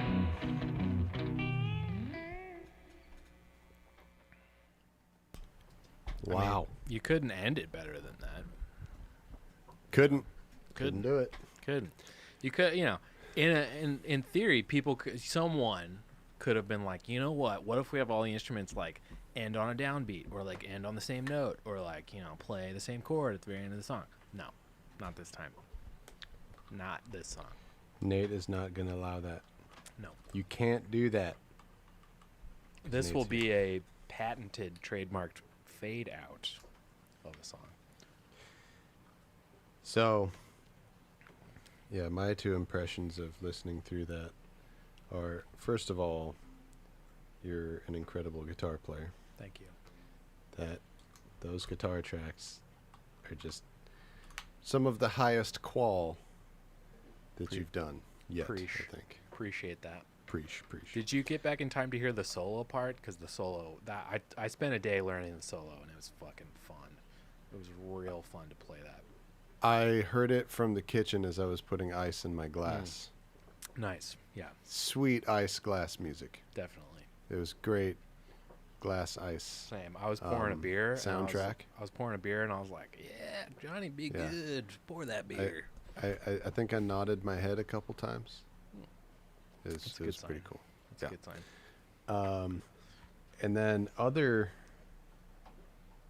takeaway is I don't think I've ever like heard Debbie Harry's voice like this when at this part at the end when she's just Oh yeah, You know? she's One way or another, dude, yeah. check this out. in the crowd. One way or another, where I can see it all, find out who you call. One way or another, where I can see it all. yeah, it's like so gnarly. Wow. How scary is she sound? Like, Yeah, dude. Because every time, like, we grew up during a time where, like, Blondie is mentioned in passing on TV. and they're like And, kind of disco. They're kind of remembered, or at least they were kind of more remembered as like they Exactly. they were like American ABBA sort of, or like a disco thing or whatever. Exactly. Every time Debbie Harry is mentioned, was mentioned on TV when I was growing up, it was you know, she is some picture of her just sitting there looking pretty, and the music that they picked for it was one of the more pretty sounding, like some falsetto thing that she was doing or Yep. something usually. Yeah. But then the voiceover, like when they're talking about her, they always talk about like punk rock icon Totally. Debbie Harry. But that's not. They didn't show or play this side of her. They just talked about it. Totally. But like, no, she had it in her, Oh yeah. Big time. big time. Yeah. Yeah. Yeah, no, it's yeah, I mean, she was so much more versatile than I think she's been given credit for, you know. And I mean, the main thing that is contributing to me tripping out on this, just hearing her like that right now, is that I never really got into Blondie. Yeah. You know? Yeah, like and I know their famous songs, and that's it. yeah, and to be fair, I've loved Parallel Lines, which is the big one with like Heart of Glass on it and stuff, for a long time. Fart but of ass. Yeah. Yeah, Fart of Ass. But I haven't up until this project. I hadn't dug into their other stuff, like not very deeply. Yeah, that's definitely one of the cool things about doing these projects is that this is like the coolest way, the coolest opportunity to get to learn more about an artist Totally. is doing this with their music. You know, it's so much fun. I agree. Yeah, it's. I remember early on when I would do it. Like, I don't know, anybody that's like learned how to play guitar or whatever. It's like some of the first ways you learn is like, and I used to do this. I used to put on like a Sex Pistols record, and just like play along to Never Mind the Bollocks, and just like close my eyes and be like, "Fuck yeah!" Like I'm doing heroin with Sid Vicious right now. This is so cool. I'm playing guitar in the Sex Pistols. This is awesome. Yes, But- that's the thing that you get hooked on. Yeah, it's like you're in the band for a second and you play along like that, and it's a really fun way to learn. But this is like, it's like that, but taking it a whole like step forward, because you're literally like playing a part in the song. Like it's not even, you're not like competing with the record as it exists. It's like you're making a new record. You're like right there Yeah. alongside your favorite band, And I remember it really when it hit me the hardest was when I've done like the Clash stuff, because they're just like one of my favorite bands ever. And they're one of the bands that I actually have like all the stems for every track on London Calling. Like I have everything, right? right? So I mean, I could really like Wow. pick and choose. Like, oh, do I want Joe Strummer's guitar on this song? Do I want Mick Jones' guitar on this song? Do I want to use the original bass line? Is it dubby enough? Do I want to have the original drums on this one? Like, and it was just cool. And then finding ways of like, where do I fit in amongst the Clash? Like, I mean, the answer is nowhere. That's a music. The answer is I don't. But But yeah, that's just like a kid musician's dream, totally. because that's exactly what we're imagining when we're in the bedroom when we're like 14 years old. Exactly. That's what I did with Led Zeppelin. I'd like learn to be able to play along with like little parts and physical graffiti. Yeah. And those were the moments that just like They were another big one. just made it permanent. Like, I have to be a musician now, because I just like felt, oh my God, I'm playing in Led Zeppelin, Exactly. playing along to this cassette tape right now. Yeah. Yeah, that's cool. We've got a couple updates in the chat for you specifically. What up? Grieve Stranger said he loves your copycat Cool Effects box. It And is very cool. Yes. a username popped up that I'm assuming you know this person. Maybe he's asking, Brandon, how was D34? Oh, it was amazing. Yeah. Wait, the username is username? No, the username is S. The username is slightly inappropriate, I think, if I'm reading it correctly. Is it Nate is lame? Is that the my name is Nate and I am stupid? Is that the username? No, it's Oh, okay. SC. SC. You don't have to say it. If All you right, I want. won't. But he's asking how is D34, and also what is D34? What is that? D34 is short for Dirty 34. It's my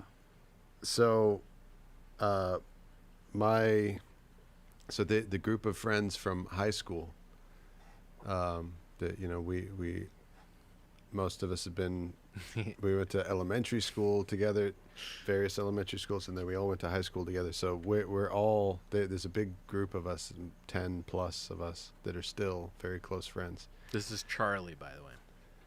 Oh, what up, Charmander? Yeah. Well, Charlie, you know how D34 was. You were there.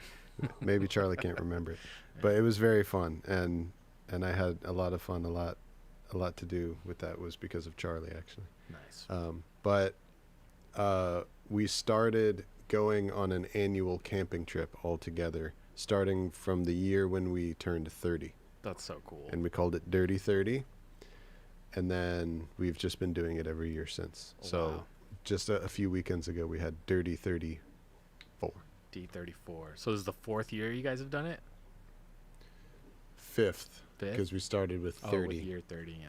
So and then 31, 2, 3, 4. That's really cool. Yep. Yeah, Nigel told me a bit about it. That's really, really cool. Yep. Yeah, it's awesome. Let's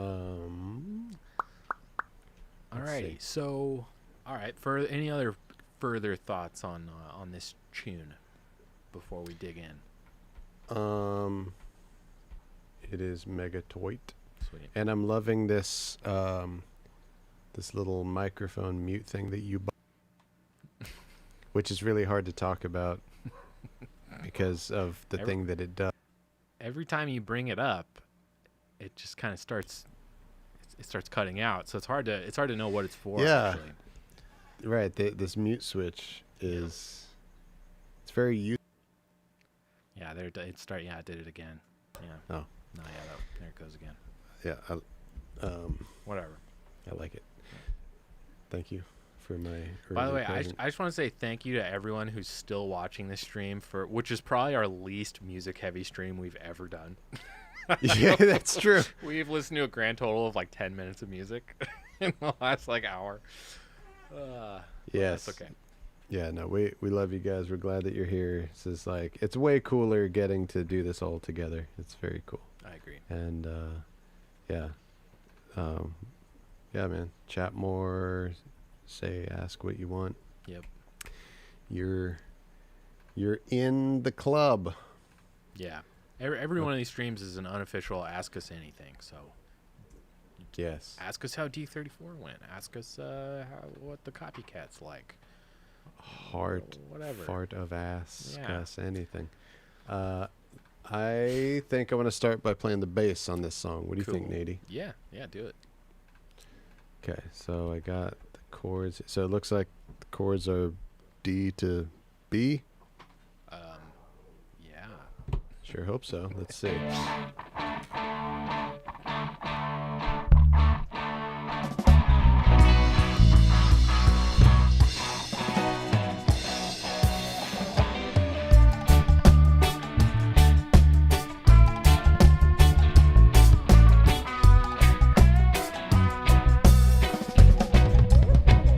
One way or another, I'm gonna find you. I'm gonna get you one way or another. I'm gonna win you. I'm gonna get you one way or another. I'm gonna see you. I wanna meet you one day. And maybe next week, I'm gonna meet you. I'll meet you. I will. Yeah, that's tight as fuck. Something like that. That's cool. TAF.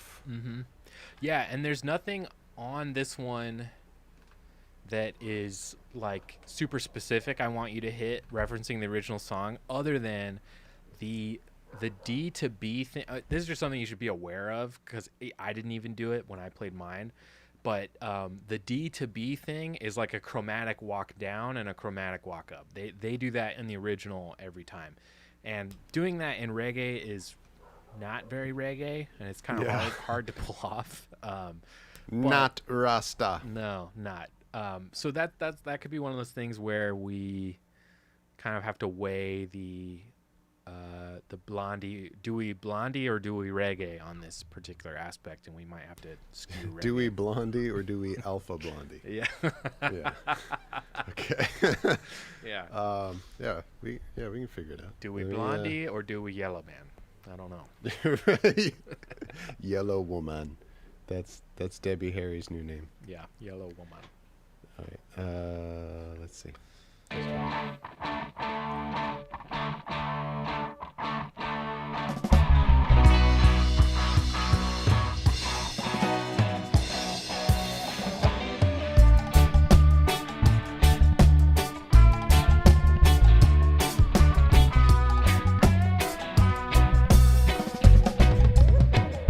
One way or another, I'm gonna find you.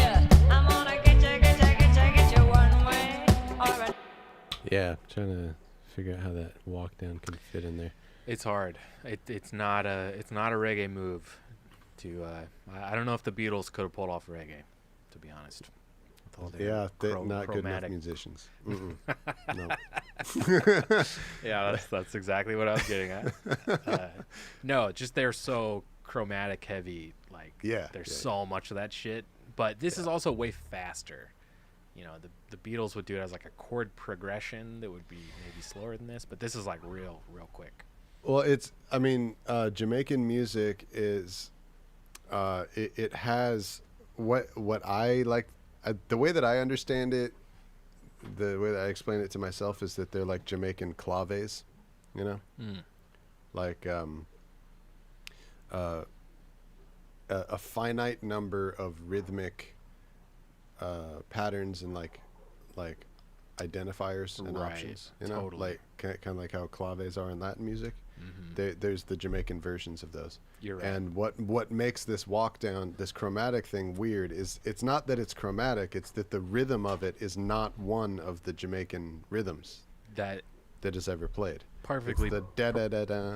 perfectly you know? put. Yeah, you're Yeah, you're totally it's the right. rhythm, not the notes. You're totally right. Yeah. Yeah. Well, and reggae. There's no chromatic shit in reggae. Also, Not really. that is also true. Yeah. Although with this project we'll probably do it, but. Oh, we gonna do it. Yeah. Yeah. Let me keep trying. I'll figure out a way to get it in there. All right, I do hope. it.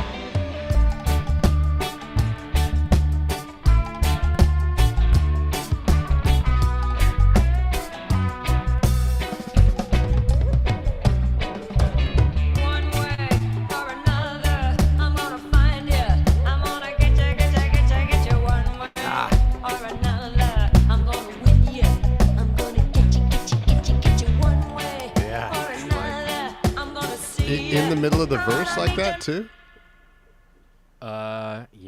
Yeah, it's like it. They do it every time, even during the verse. That's like the guitar riff is like, da na na na, da na na na. It's like constant. Okay. So it sounds like in your versions of the lead guitars, you didn't do it during the verse. No, right? see, exactly, because even in my Good. temp bass part, I was just like, it's too much and it's too fast. Yeah. And it's I was in my temp bass part, I was almost trying to like imply it with a reggae rhythm that you would notice, but it's not even chromatic, you know. Okay. No, Well, not no, even not that even that. much. Not even that. Not even Okay. that much. All right. Okay. So I'll only worry about doing it when the guitars are doing it then. Okay, which is So kinda, I won't make the bass do it when no one else in the band is doing it. yeah. Then I won't make the bass do it then. Yeah. I'll say in the solo, coming out of the solo, that might be the one and only place I would definitely do it. Because the Okay. guitar solo does it, and it would be really sick little moment. Okay. Let's see about.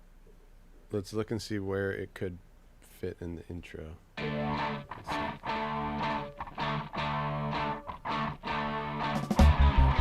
Yeah.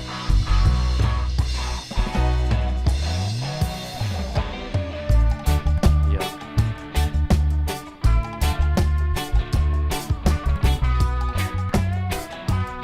See, because that right there too, because the lead guitar plays that rhythm.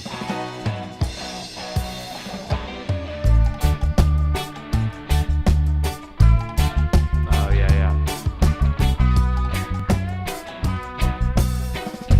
And then no more. One way or another, I'm gonna Yep. find you. I'm gonna get you one way or another. I'm gonna win you. I'm gonna get you one way or another. I'm gonna see you. I wanna meet you one day. And maybe next week I'm gonna meet you. I'm gonna meet you. I'll meet you. I will. Okay. Yeah. Oh What does that man, go I'm to? glad I did that. Okay, so yeah, the chorus, it's B minor. Take it. D, B minor, A, F, and then the next time through it's G, B minor, A, F. I'm gonna get you one way. Yeah, meet you one. I'm gonna meet you. I'll meet you. I will drive past your house, and if the lights are all down, I'll see who's around. And then G, E, F sharp. Yeah, F sharp. exactly. I'll meet you. I will drive past your house, and if the lights are all down, I'll see who's around. One way or another. Okay. Yeah, killer. Okay. Let's try it out. We're just feeling it out, dancing around, bouncing around. We're not committed to any bass line yet, but it seems like, That's a good one though. yeah, it seems like it wants to be something like that. Yeah. Okay. What? You got something? No, I was just looking through the phone of this song. You're good. Keep going. Oh, can you hear those fireworks going off? Was that fireworks? Yeah, dude. So this is it's the main reason why I love this mic switch that you got me. Because So hold on, I'm dude, gonna stop you real quick. Can you hear the dogs barking? Dude, Well, this neighborhood that I live in. So you started talking about the why you like the mic, and then it actually cut out though. Oh, really? Did I know I'm pressing the button on purpose. Okay, It's gotcha. supposed to be a source of humor. Yes. Anyway, but no, my neighborhood. Okay, so no air conditioning here. Oh. Oh yeah, that was a good one. Did you hear that? Whoa, that was super fucking loud. That was really loud. That's a Yeah, that was- firework. Yeah, like, and not not like the ones that you get for kids. Like No, that's actual fireworks. Dude, my God. neighborhood. Yeah, no, I live just south of downtown Los Angeles, Wow. like just south of USC, Yeah. like by the Coliseum, and yeah, there's police helicopters. There's some kind of crazy siren happening. Right back here. Let me just turn this up for a second. Just check out what my neighborhood sounds like. Check this out.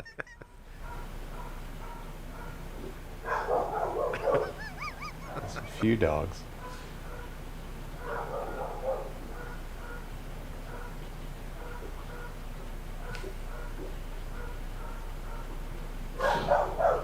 Wow. Oh. Oh my God. Who And the those fuck is fireworks, lighting they up happen fireworks during right the daylight, like just like 11:45 a.m. Just bam, one single firework. I don't know. Yeah, now? Wow. my theory is that one of the nearby neighbors makes them. That there's like a firework factory someplace nearby, illegal of course, but and that they light them off like that because they're like testing them or something. Wow. That's my theory, because whoever they are, they have a fucking endless supply. That was amazing. So, oh, there's that car alarm. Yep. Anyway, so that's why I really love having this mic switch, because sometimes while you're talking, a helicopter will go over and I'm like, Yep. Yeah, Oh, that's boy. good stuff. boy, oh boy. It's a utility. Okay, I'm going to record this one just to get started.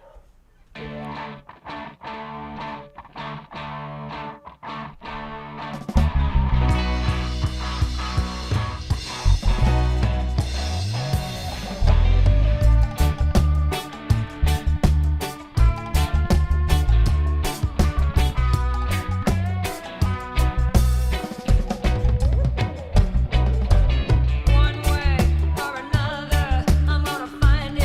I'm gonna get you. One way or another, I'm gonna win you.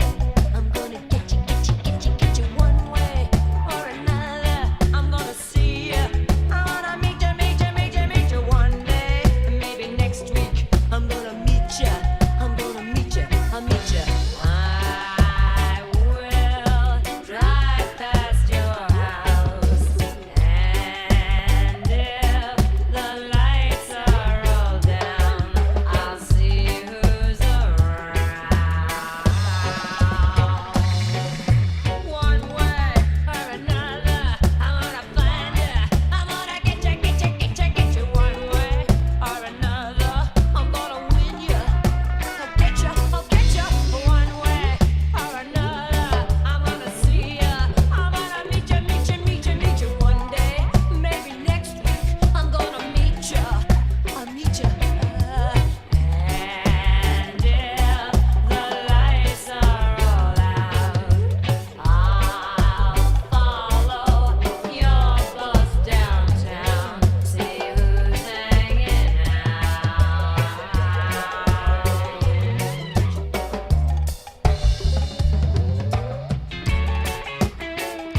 Okay, so there's a bar there of just nothing. It's just drums.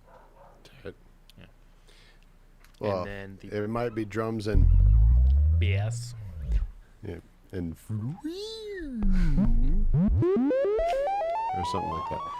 Whoa. That's But, an extra button on the bass. Right. Yeah, Yeah. then there's like I a might just play. oh god. Let's see, what was I Yeah. gonna say? There's a third chord progression Oh. here for the solo part. Okay, what's that? I F might be- sharp. Oh, sharp. Snare. Okay. Oh, I see it here. F sharp, and then the A and the C minor, C sharp, and all that. Let's see.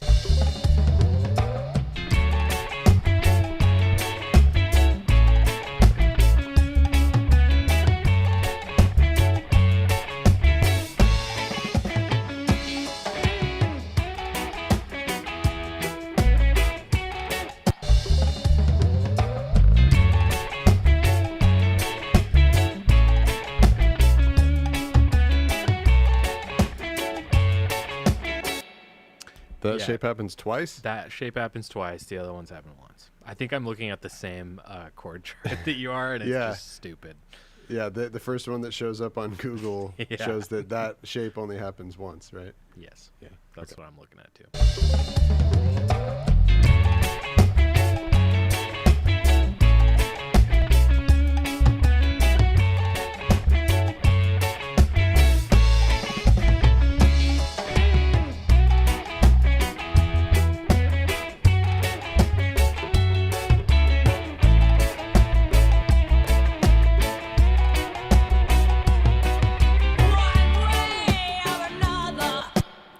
Okay. So- And then it's C sharp is the walk up. Yeah. Then it starts the walk up at the very end there. Okay.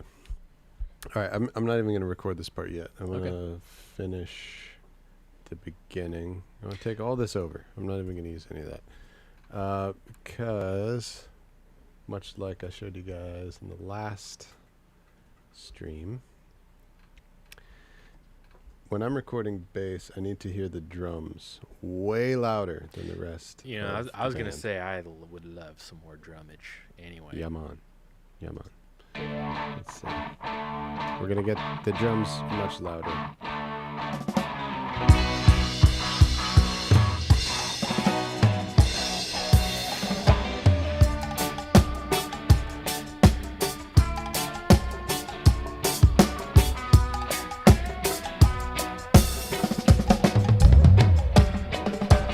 One way or another, I'm gonna find you.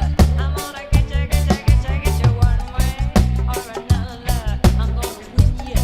I'm gonna get you. One way or another, I'm gonna see you.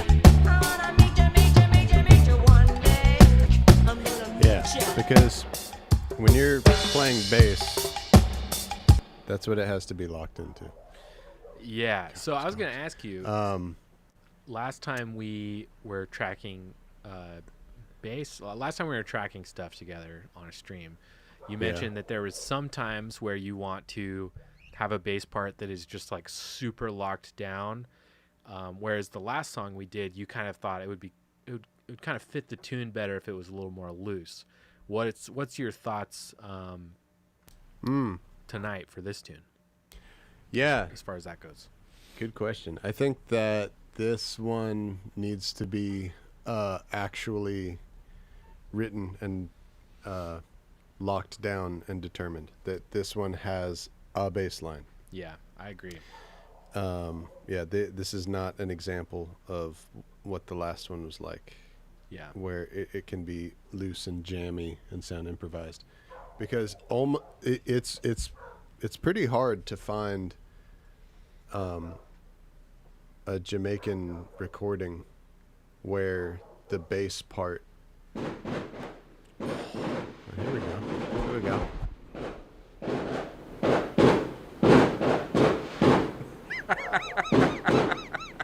I'm gonna dub out these sounds. Are you recording? I'm just dubbing out. Recording.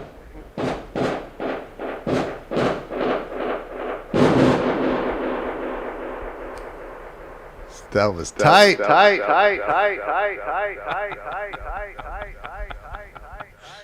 Oh my god. Nice work with the fast dub fingers, Nate. That was You're awesome. welcome, buddy. That was amazing.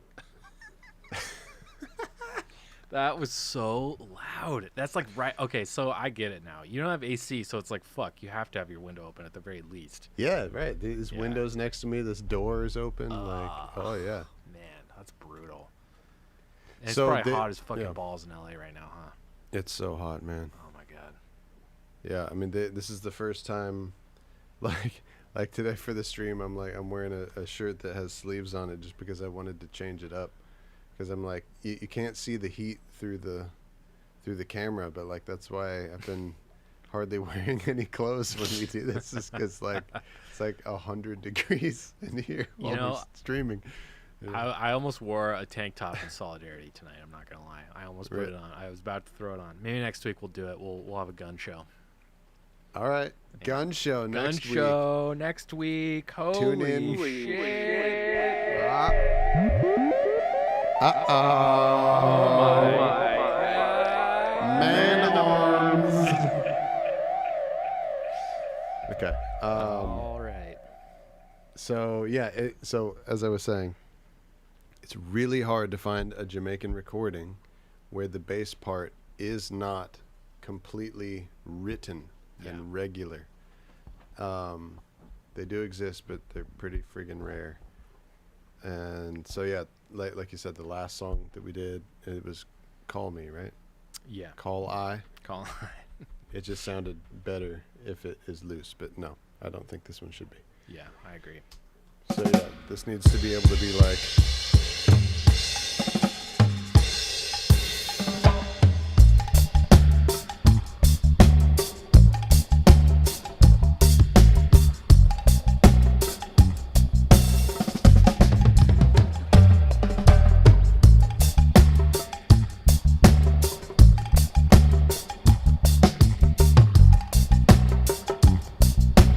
Like, you need to be able to play it like that. Like, if when you make the dub version, if you pull everything back but the drums and bass, they need to make perfect sense. They need to sound like a song by themselves. Yep.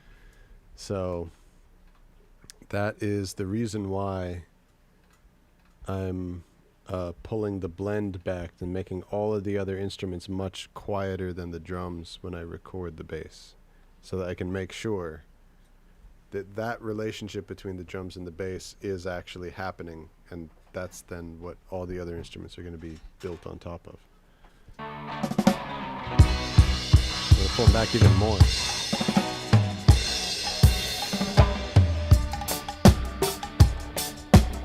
Yeah, like I want to hear them in there just so that they can give me a cue on when we change sections. That's pretty much the only thing I need to know.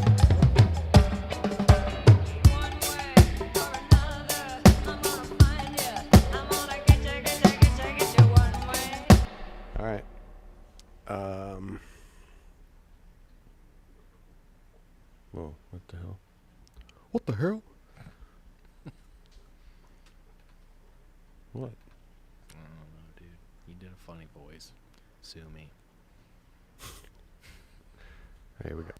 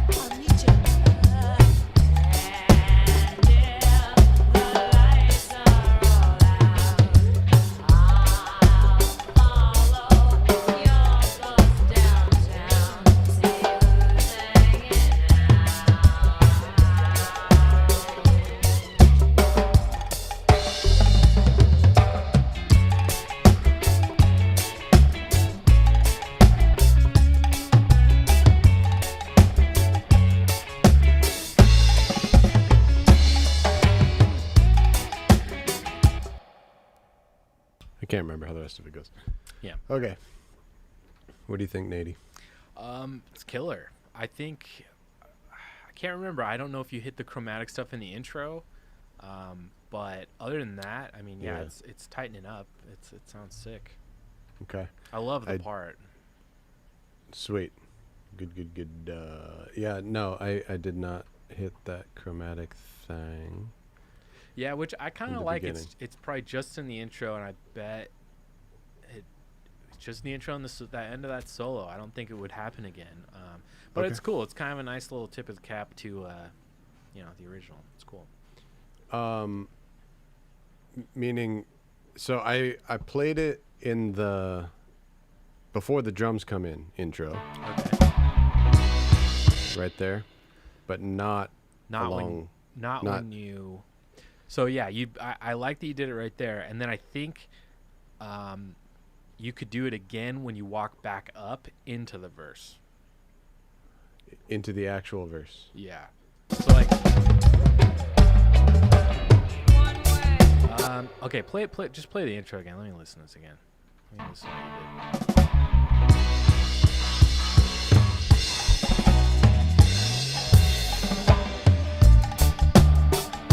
Yeah, I'm thinking, before your main bass groove comes in, right before that, you could walk back up into that bass groove. Oh, okay. So like when the drums drop. Exactly.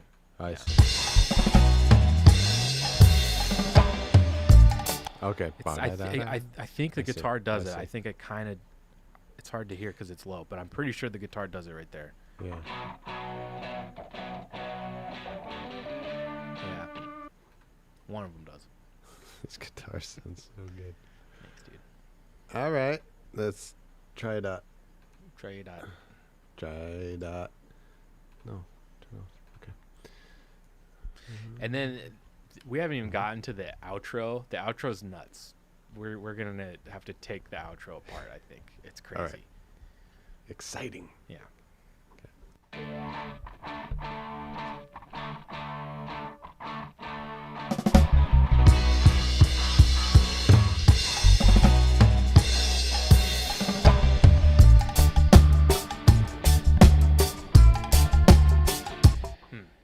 So the tricky thing is that Yeah. the note on beat 1 in this bass line is the 5. It's not- Exactly.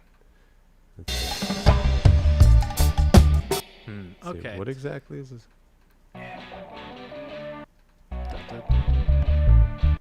It's like. Ba-doo-da-da.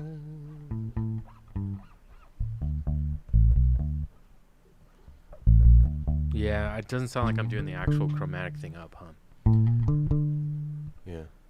Well, okay. Just do what you were gonna do then. That sounded good anyway.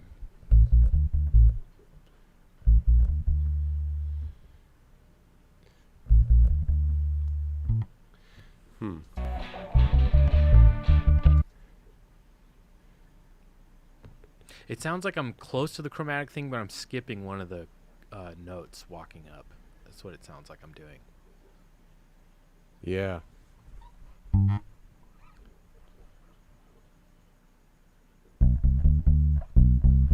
Oh, that's what it is. Yeah. Yeah, you're doing a double on the D instead of a C sharp. Right. Well, That's what it it is. seems like it's gonna kind of step on your actual bass line, so I don't think it's that important. Let's try it. Let's try it in context. This may work. Okay. Let's see. Let's see.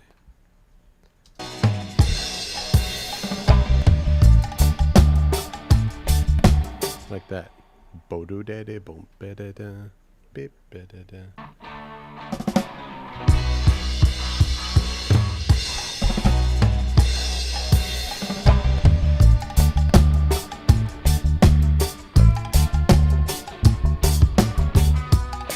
I think you should just. Yes. I think you should just put the bass line in. All right. I don't think it needs to be there. Cause That's some good cat action what here. up, cat? What's this cat's name? Strong cat action. This is Stevie. Stevie. Stevie. Lil Stevie. That's right. Little Stevie. Stevie Klowski. It's me, Stevie. Stevie Janowski. Yeah. Yeah, no, I don't think you need to hit that thing. I think because Alright. it's the first time we're hearing the bass line, and just Yeah, it's weird. yeah, it's weird. All right. Little Stevie. Little Stevie. Okay. Yeah, she's just gonna sit in front of the camera because she understands that it is in some way socially significant in this moment. So she needs to be between me and it.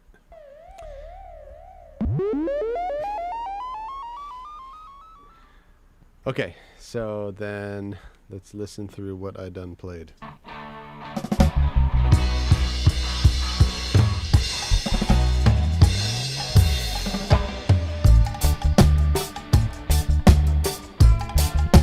What do you think about the stuff that I play before the drums come in? I like that a lot. I like. Okay, good. Yep. I almost think you could let the note ring out and then just keep letting it ring out until the drums drop. That first ba-da-da-da, and then just kind Let it of be let chaos and guitars and drums go nuts, and then when the drums come in, drop the bass line. Okay. Let me record one like that.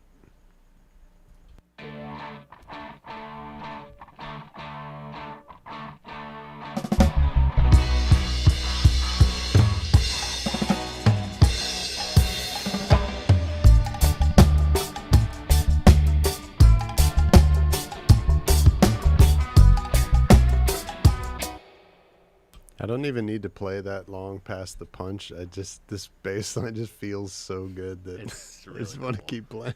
This year, I only keep doing it because I just don't want to stop playing. Lil Stevie is like ready for Yeah, his or her close up right now. her. Yeah, Her. it's a she. Steve is a she. Dude. That's Oh awesome. my gosh. Can you believe this cat?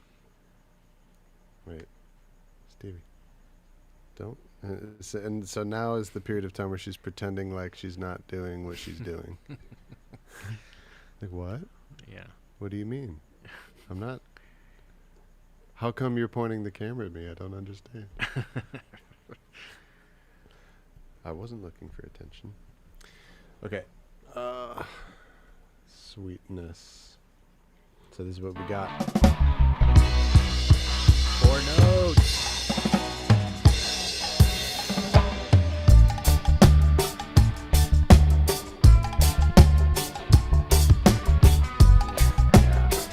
Love that. One way or another, I'm gonna find you. I'm gonna get you one way or another. I'm gonna win you. I'm gonna get you one way or another. I'm gonna see you. I wanna meet you one day. Maybe next week. I'm gonna meet you. I'll meet you. I will. Yeah. I need to do something in that transition that goes along with the drums because Okay. it gives like a full quarter note crash. Yeah, let's listen to that. And I keep playing the bass line through it, and something has to happen. Maybe next week. I'm gonna meet you. I'll meet you. That. Yeah. Yeah, that would be sick if you could hit that with him. I wanna meet you one day. Maybe next week. I'm gonna meet you. I'll meet you. Ah. See, how does the bass line of the next section? I'm gonna meet you. I'll meet you. Ding, deepo, ding. Okay. Deem, deepo, ding. I'm gonna see you. I wanna meet you one day. Maybe next week. I'm gonna meet you. I'll meet you. Ah. That's you're onto it though. I'm gonna see you. I wanna meet you one day. Maybe next week. I'm gonna meet you. I'll meet you. I will drive. Sick. just like that. Yeah. Edit that in. Mega dope. Shows. Shows. That's right. Mega dope show. Dude, we should do some Michael McDonald. Oh. Don't you think? That could Nate! be cool. That could be. Yes. Can we do a Michael McDonald EP? Yes. Just 4 songs. Dude. What a Fool Believes. We should do Taking It to the Street. Yeah. So I almost think we should do like we should do like a split EP where we do 4 Black Market songs and then we do 4 Wise Owl covers, or maybe 2 and 2 would probably be more manageable. Yeah.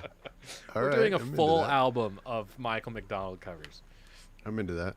Yeah. And then I want to do Peg by Steely Dan, just so that we can do the Michael McDonald harmonies. Yeah. Peg! Peg! Wow. Peg! I'm all for it. Just to do that. I'm willing to spend all of the hours and days that it takes to record all those tracks Oh man. for a reggae version of that song, just so Let's ask that I the can chat. sing. Peg! Let's ask the chat. Thumbs up or thumbs down for Michael McDonald in dub? He's a divisive dude. He is. That's why I really want very to. I divisive really guy. want to hear the. I want to ask the audience. I am pro. I am pro Michael McDonald, but yes, what we want to definitely want to ask the chat. Yeah. Michael McDonald, yay or nay? I'm gonna meet ya. I'm gonna meet ya. I'll meet ya. Yeah, it's much Toyota. I'm gonna meet ya. I'm gonna meet ya. I'll meet ya. That's really dope. It's mega dope shows. Big time. Oop, we got. I'm gonna meet ya. I'll meet ya. Sorry, go ahead. No, I'm sorry. We got +1 for Michael McDonald. 'Kay. Score is Michael McDonald in dub 1 to 0. No. Cut. All right. no good, dissent. Good. Good. The polls are not closed. Polls are not closed. All right. Let's continue listening.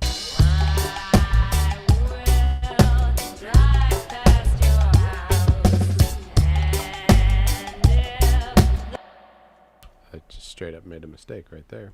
Oh. So, yeah, I need to do this whole section over again. I'm gonna meet ya. I'm gonna meet ya. I'll meet ya. Wrong note, though. I'm gonna meet ya. I'm gonna meet ya. I'll meet ya.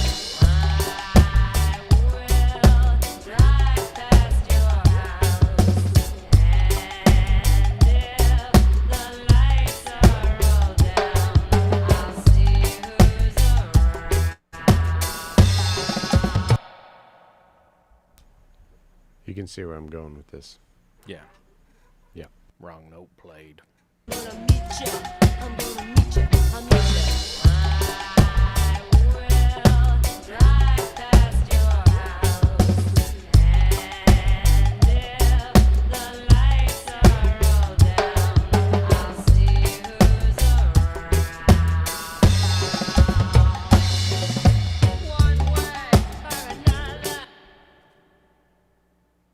That's how it's done. Yeah. One way or another. Oh my God.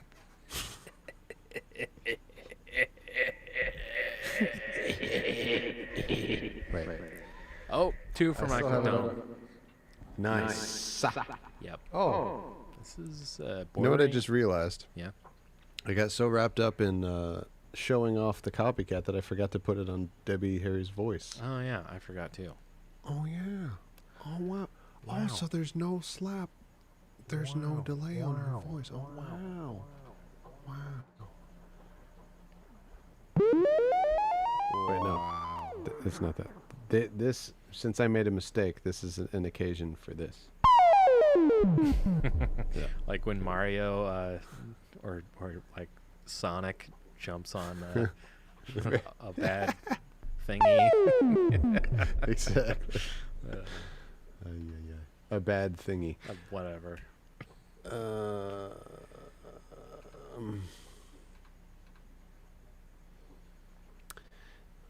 Yeah, if people are like, which I can completely understand if people would take exception to the amount that I ridicule you. It's just the amount of shit that I give to Nate. You have to understand that he was younger than me when we were in high school, and so that that dynamic is kind of permanent. Yeah. I'm sorry to say. Unless I catch up somehow in age, which So one day I'll be older than him. with the advancements in science and technology, one day I'll be older than him.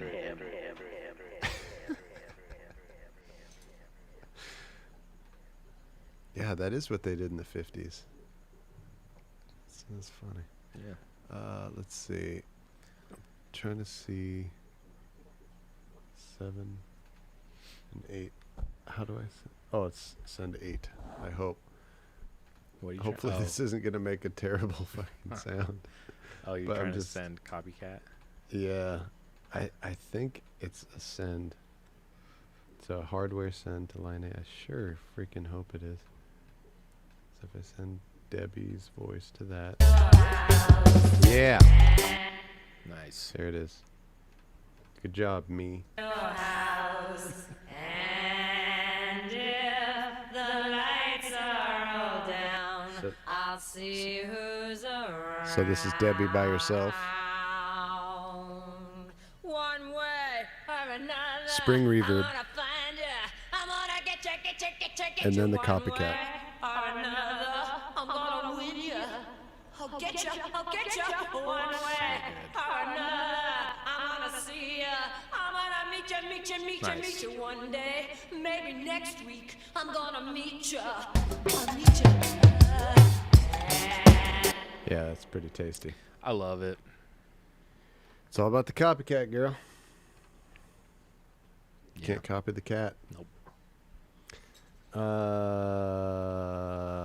What the fuck am I playing? Oh, I'm editing in. You're The- playing a bass part. Oh yeah. You're playing bass on the song right now. Sorry, I just got so wrapped up in Debbie Harryland. Babes in Harryland. Oh man. Yeah. Oh man. Make this edit. Let's see how it sounds. I'm gonna meet ya, I'll meet ya. I will drive past your house.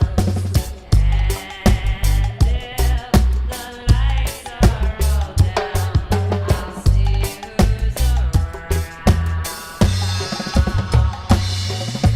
One way or another.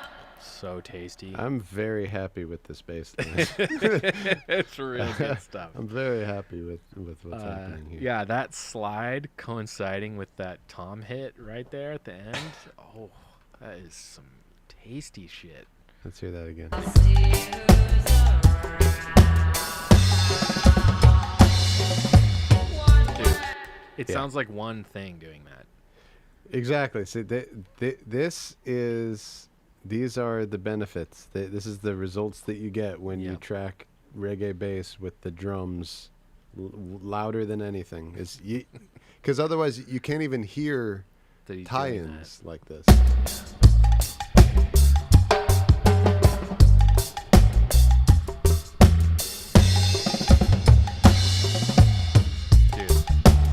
Dude. Yeah. It's even the toms are even like tuned.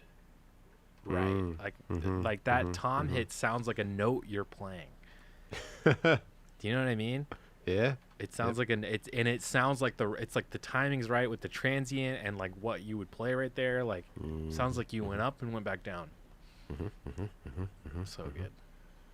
Oh, by the way, we Hmm. should put Bass Rider on this thing. Oh, nice. Bass Rider's cool. when it was yeah, Bass Rider is pretty sweet. There it is.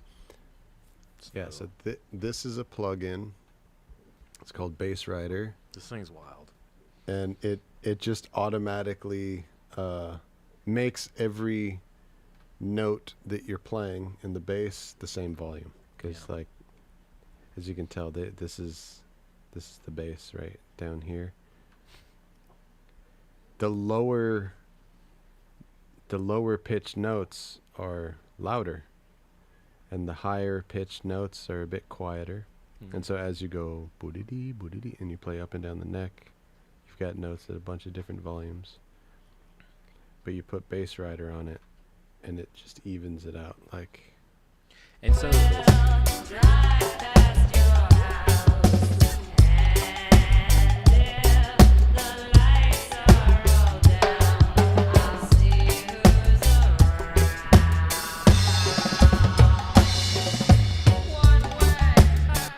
can Yeah. you show the plugin? Doesn't the plugin kind of like bounce up Oh, and down? It's yeah. fucking sick. It It's does. so nuts. it does. So yeah, watch this guy in the middle. Wait, let me make sure that I gotta look and make sure I'm not covering. I our can see faces it. aren't covering. No, it's good. That's perfect. We're right good. where it Okay. is. Yeah, this guy right here in the middle is like the adjustment. Yeah. So you can watch it hop.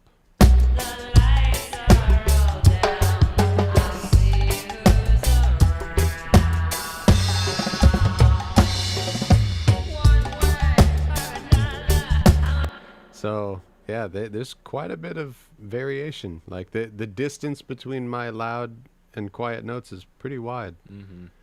and so that you can see how hard it has to correct to make them all even. But it's not exactly like a compressor. I mean, it kind of is, right?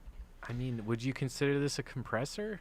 No, this is not a compressor. This It's yeah. it's really close in theory, or you know what I mean? Like it's I do know what you mean. So like, yeah, a compressor was invented to accomplish what this thing is accomplishing. yeah. You know, like I basically I want to reduce the range. Yeah. I want to make the distance between the loud and the quiet smaller. Yep. But the method that this is using to do it is not compression, though. Right. Yeah. This is literally like adjusting the volume very quickly. Yeah, yeah. It's a computerized automation, like volume automation maker. That's wild. Yeah. It's really wild, and it's fun to watch. Whoever made this plugin is fucking a genius, because it's really cool. Yeah, They included in the little. A fader Oh shit! Wait here. that jumps at impossible speeds, like if the Flash was mixing your fucking bass line. Wait, check this out. See if I can. I told you before how the cat's like the copycat. See, there she is. See, if I didn't keep the lid on it, she would be swatting and standing on the piece of tape that goes around in a circle. Which she wants to do, 'cause she can hear it moving, and she's like, "What the hell?" Breaking news! gotta- breaking news! gotta get in Oh this my thing. god! Breaking news! Breaking news! I can announce on the stream the polls have closed. Oh, Michael Madsen in dub has won. Michael Mads. Michael McDonald. Michael Madsen in Are dub you gonna has to bark all happen now. day, little doggy? Or are you gonna bite? Sorry, go ahead. Excuse me, Michael McDonald. This is has won. Landslide. Yes! Landslide victory. Yes. Landslide Yes. victory. Wow. Wow. Wow. Wow. Wow. Wow. Wow. Wow. I know you guys all appreciated that and are super excited. So, Man, continue. I'm really excited. Okay. Yeah. Let's start brainstorming. Michael Madsen w- and dub. Yeah, which Michael Madsen songs are we gonna do? We gotta see. So, I will, like, just straight up quit entirely if we don't do What a Fool Believes and Taking It to the Streets. Those Those have to be in there. I'm so sorry. I don't know for sure, but I would be shocked if there wasn't Michael McDonald acapellas out there. Oh yeah, that's right. That's because the we other have to component. get the acapellas. I'll do you know what? I'm not gonna reveal it. Let's play the bass line, and Alright. once we get to this next part, I will reveal definitively if we will be able to do this. Now that we Alright. all agree it's a good idea in the affirmative, Okay, good. All right, let's continue listening. Excuse me, burp. Let's continue listening on. Excuse me.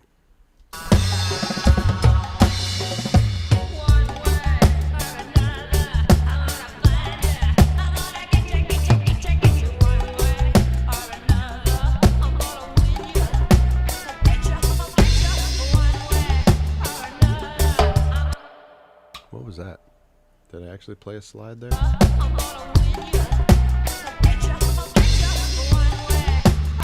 it was like a flub slide.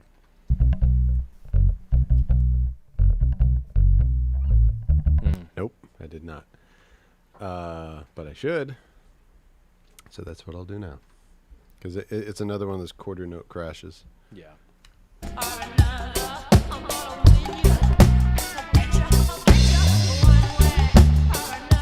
Maybe not so dramatic, but you Yeah. see what I'm getting at. Yeah.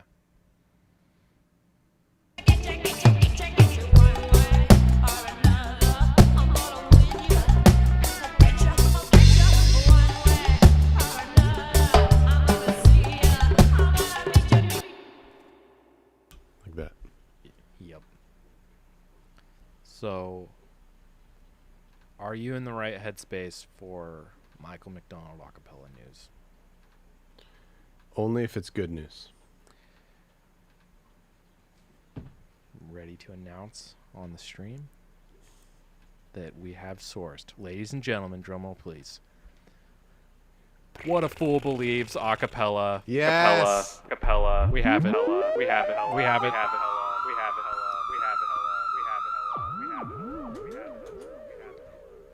We have, ladies and gentlemen, we have acapella. Oh man. That's really good news. Yes. Yes. And I found two others. I Keep Forgetting and a Okay. duet he did with Patti LaBelle called On My Own. I couldn't find any Doobie Brothers specific acapellas, although I know What a Fool Believes is Doobs. that's Doobs, right? It is definitely Doobs. But I didn't find those looking for Doobie Brothers stuff.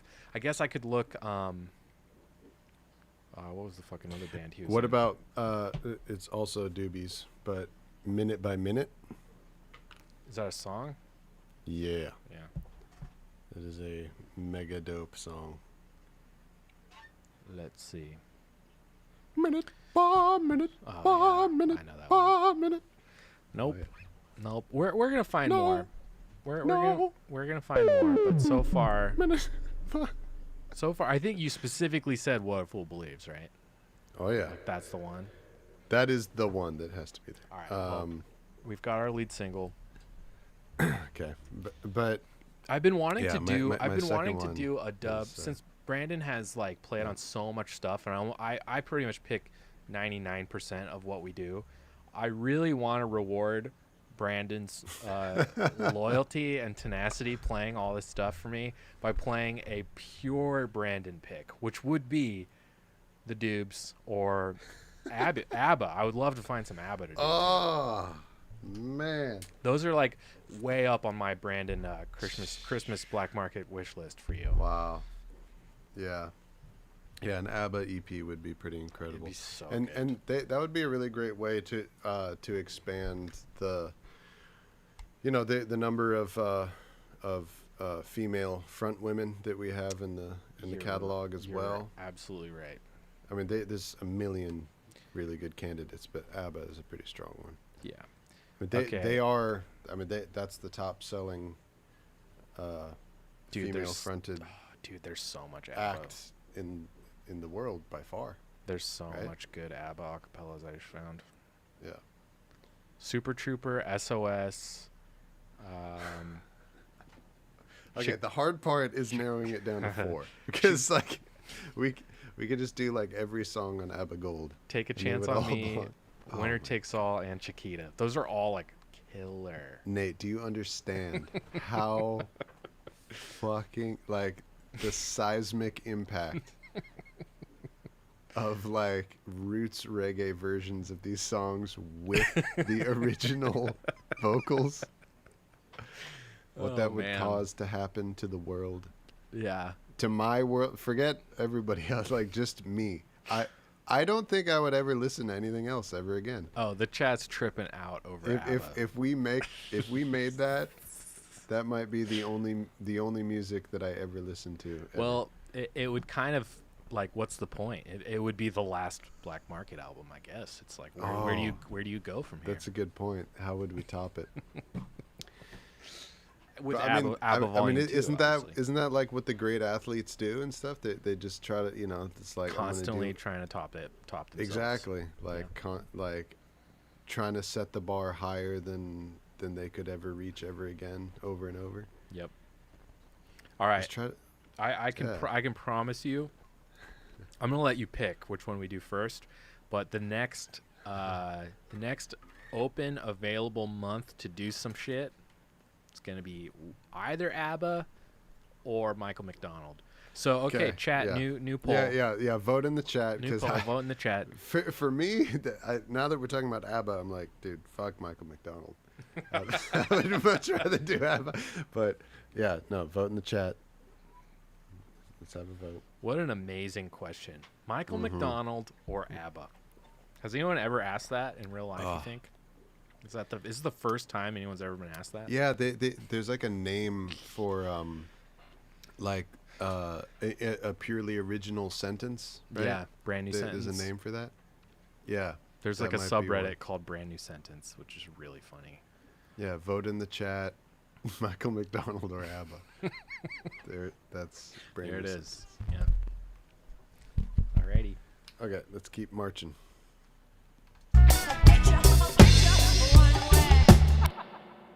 Yeah, it's way better. Yeah. But let's back it up, put it in context.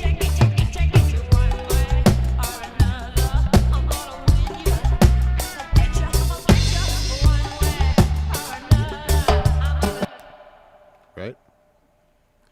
Might want to use Yes. this note from here. Boing. Boop.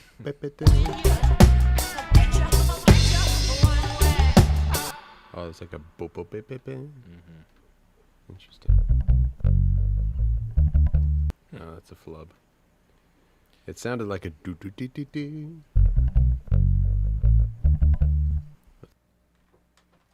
Whoops, I muted it. I meant to say it. That's better.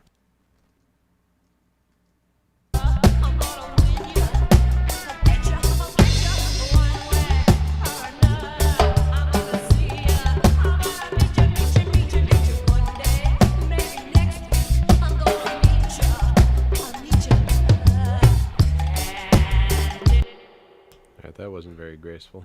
I'm gonna do this chorus again Okay.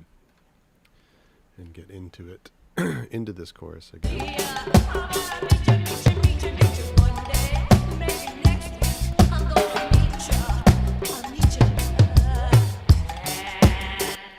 So beginning with remembering how to play the chorus. Oh yeah. No, well, let's see. I think I have it. Let's go.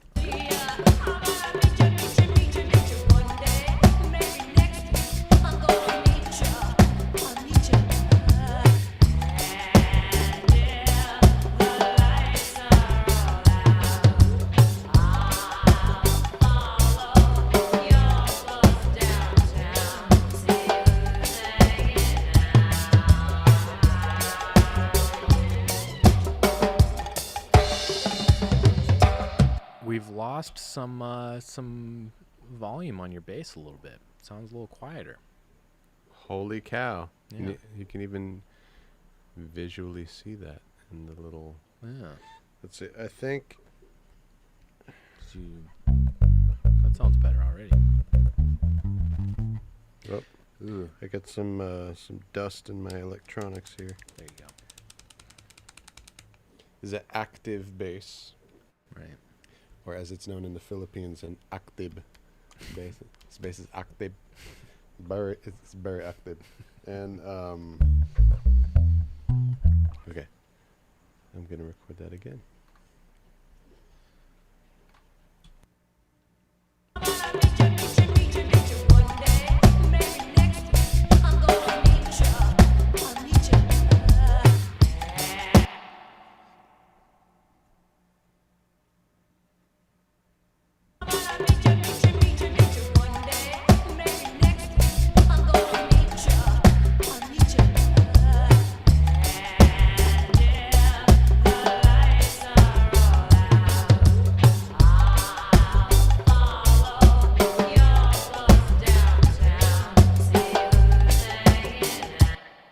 Okay. All right. Yep. This time for real.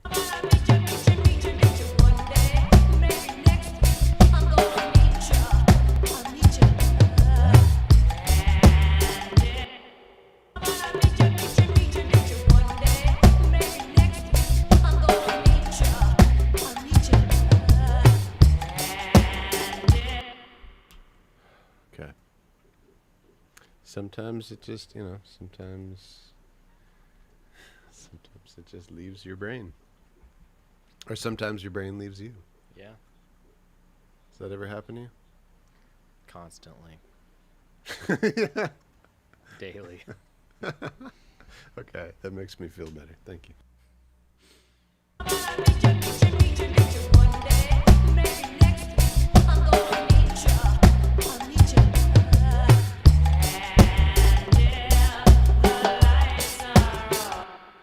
It's D, B, A, F sharp. Okay. Yes. And then the second time around, it's a G at the top. Rastafarianism. Wait. We've been light. Low. Never mind. Wow.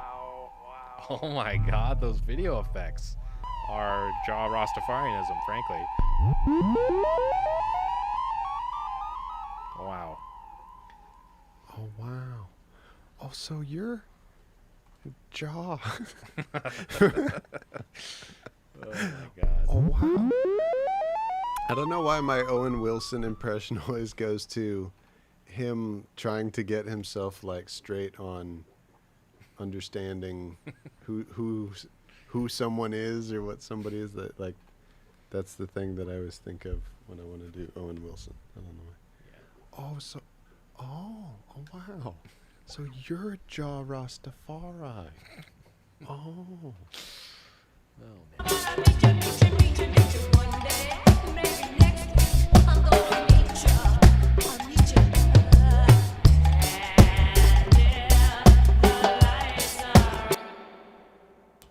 Played it with a different variation, even though it was the same rhythm, it's different notes.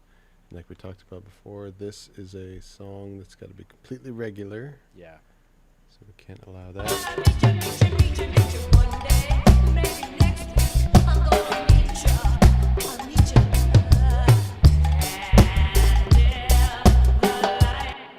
No, it's not ding booty boom. It's ding dipu ding. Yep. Dean Dipudin, Dean not Dipudin. Dean Bootipun. Yeah, please. Thank you. Big difference. Yep.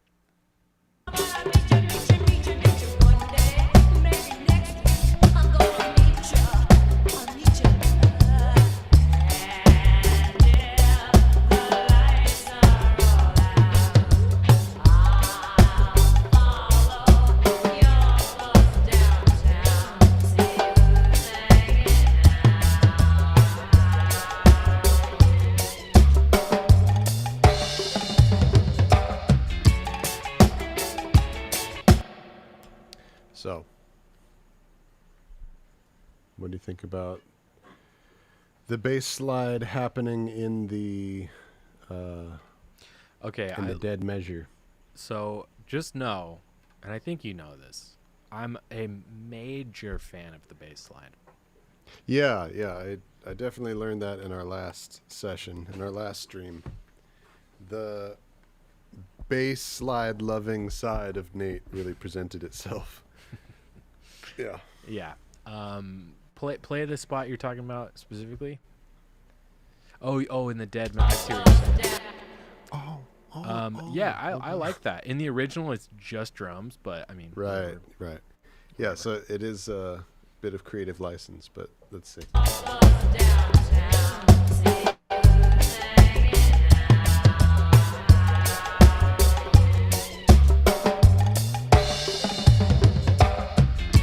Yeah, that's cool as fuck.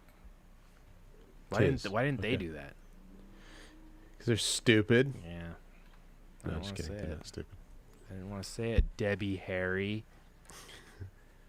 Because Debbie Harry No, just kidding. At this point, I think we're starting to get a bit drunk. Maybe. Yeah.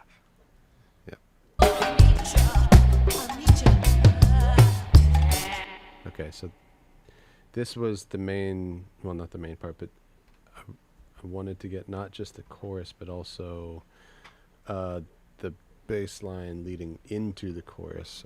Also wasn't wanted to replace, so I'm going to start the edit back there.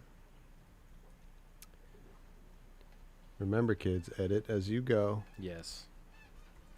It's worth spending the time to get good and quick and fast at editing to the point where you can edit as you go rather As you than having to track. come back later. I'm telling you, you're just setting yourself up for tears Yep. if you leave all of your editing for later. I'm telling you. And I'm all about that Johnson & Johnson No More Tears. What's up? I'm going to save the results of the ABBA v. McDonald poll until we manage to finish something in order. Like we work on a thing and then continue to work on it without us shouting about ABBA or Michael McDonald in between. Oh, and playing a bunch of sound effects and putting effects on our voice and screaming and yelling. Yeah, exactly. Okay. But Okay. let me just say, a little bit of a twist. A little bit of a twist, Brandon. Oh my God, I don't know if I can work like this. Okay. Let's listen to this.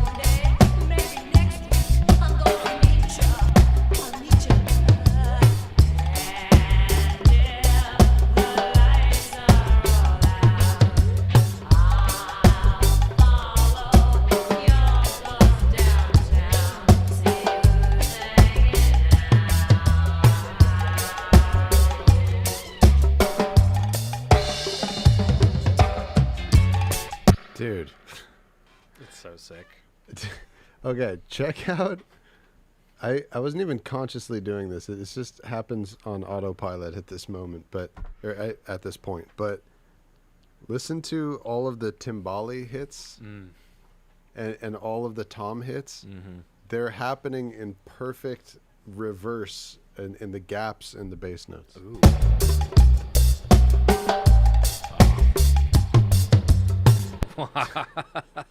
Dipple bintum. That is so sick.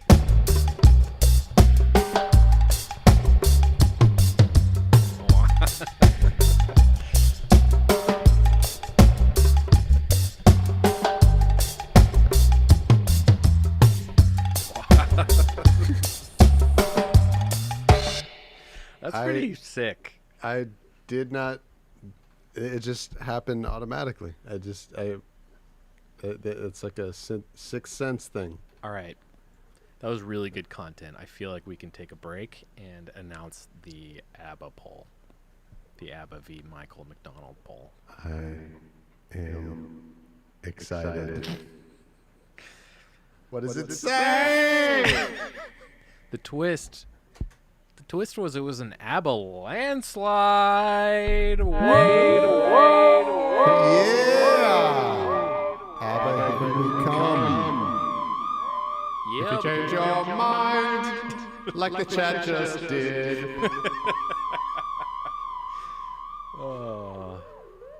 So yeah, ABBA's next. We'll do ABBA next. Why not? That's sick. I'm fucking stoked to do ABBA next. Super trooper, is gonna find me like I always do. Oh my God.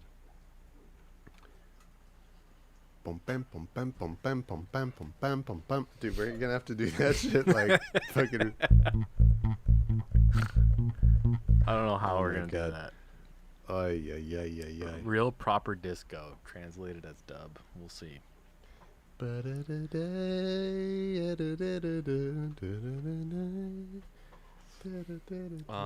While you do this, I need a massive injection of beer.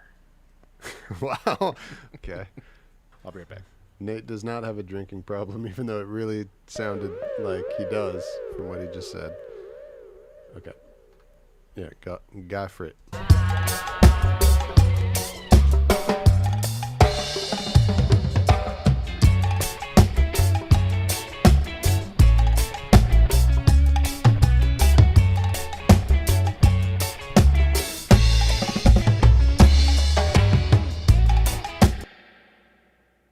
Okay, so that's the spot where I need to take it from. Look at my chords on my phone. Here we go.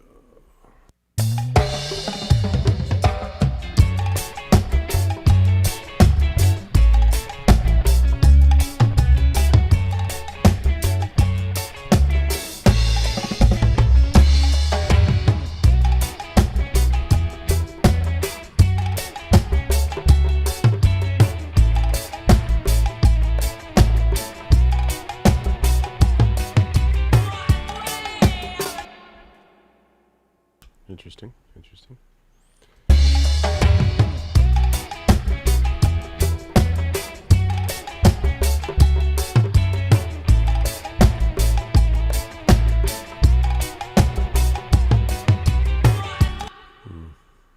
No. Not cool enough.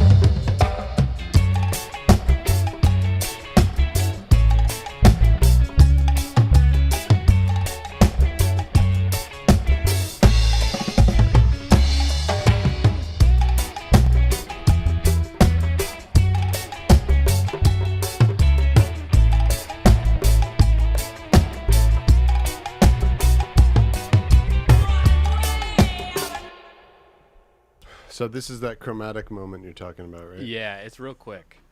Ba ba ba ba. But yeah, it's not 4 notes.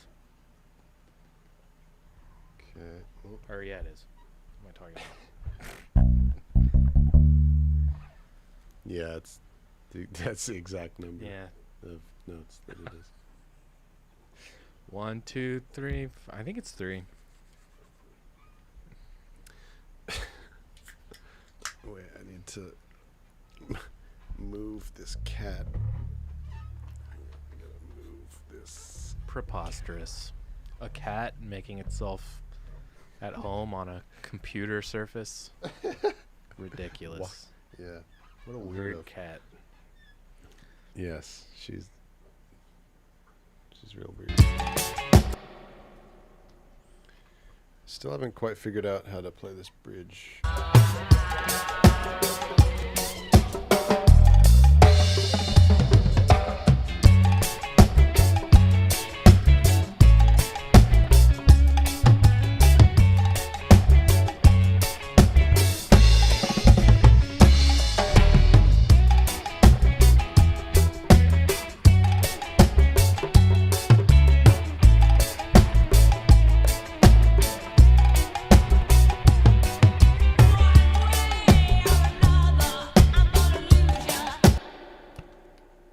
Oh, good thing my mic was open the whole time. Yeah.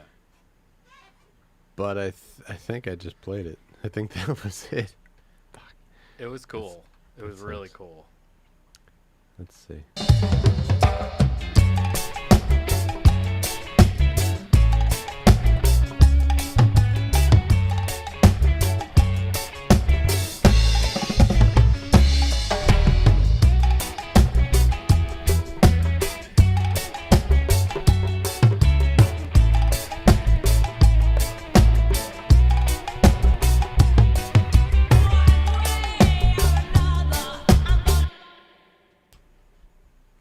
What do you think?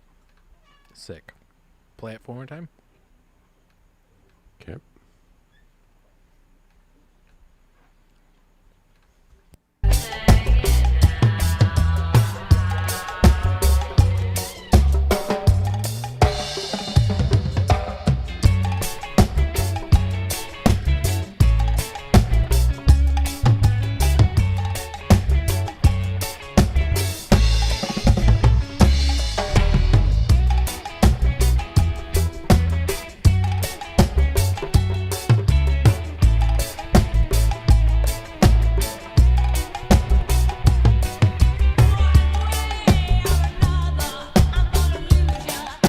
Yeah. That's really good. That's Alright. really cool. There it is. Okay. Okay. Yup-a-pa-pum. Yeah, that's dope. Every time I think about it, I'm like, yeah, that's how you would do it. That's how you have to do it. I don't know. I really don't know how else you would do it without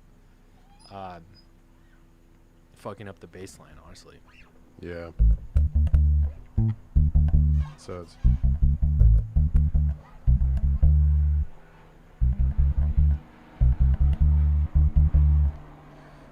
Yeah.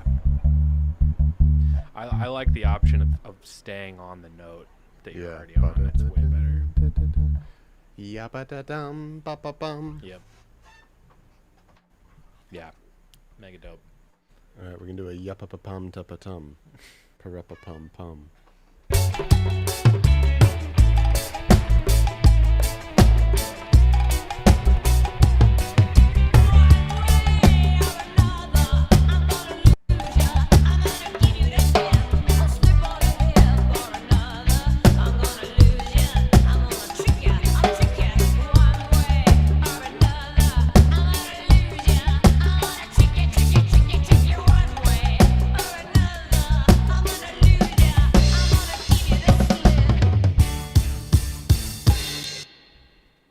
And then Oh, boy. Then we get into the wild stuff. Okay. Let me just listen through what I played. Excuse me. Make sure I ain't mad at it, as they say.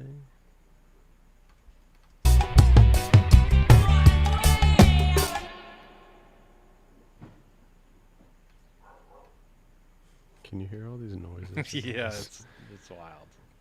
This is my life, dog.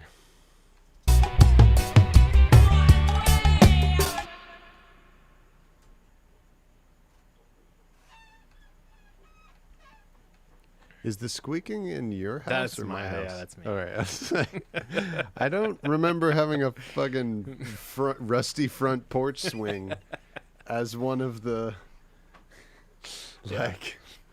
Meanwhile, It's Brandon's one of the many sounds. Brandon's trying to hide all his noises. Meanwhile, I'm trying not to move in my chair, and I also live in a direct flight path of the airport, and planes fly over the studio, literally like 1,000 feet, 2,000 feet above us, like Oh every my day, God. every like 10 minutes, like. That's like ground shaking, right?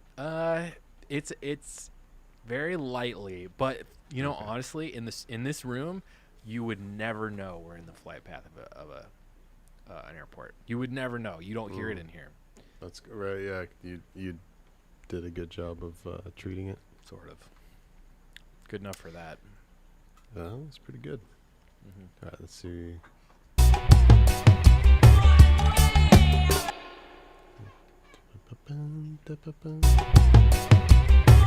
Yeah. There it is. That's sick. Yep.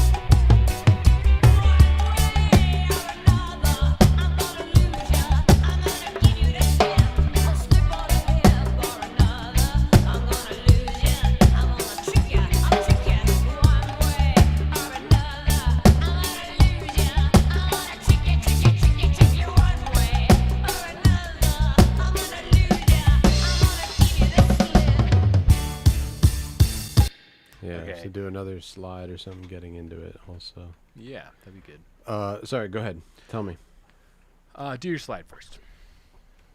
I think I should perform it going into what it is. Okay. Okay. Yeah. So yeah, this next part Yep. is it's okay. This next part, it's a bunch of hits, okay? And I think you Okay. should follow the hits as they are in the guitar. Not necessarily the walk ups and walks downs, but the main Okay. root 5 like that thing. I think it's D A D A D. I think that's what it is. Oh, okay. There you go. That's all it is. It's just the D to B root 5 thing. Yeah, it's a Okay. little different than the way they do it in the real song. Like Uh-huh. the rhythm's slightly different Okay. on the walk ups and the walk downs. But yeah, just I would just listen to it because Okay. Let's see.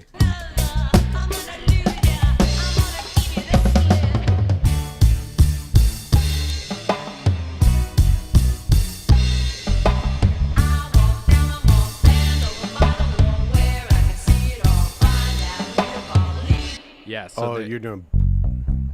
No, wait. Where are you getting those extra notes from? You're doing like a bo da da da da da. It's like 6 notes. no, it's ba ba ba bum bum bum bum bum bum ba da da da bum bum bum bum Oh. ba ba Bo da ba. da da da dun. So it's Oh, I it's see. the same. like I da da da skipped da da. I skipped one of the notes in the Okay. chromatic walk up. That's all it is. Yep. Exactly.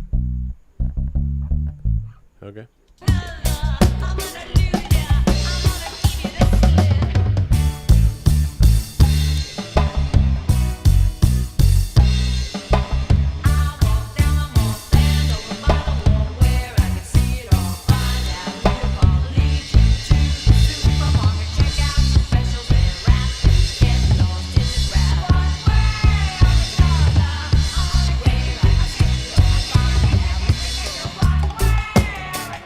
Interesting. Yeah, and then it goes into like the drums drop back in, and that's where you could kind of do kind of whatever Yeah. you want to do there. Okay. Yeah. Yeah. I'll follow yeah, the way I've- rootsiness of the drums.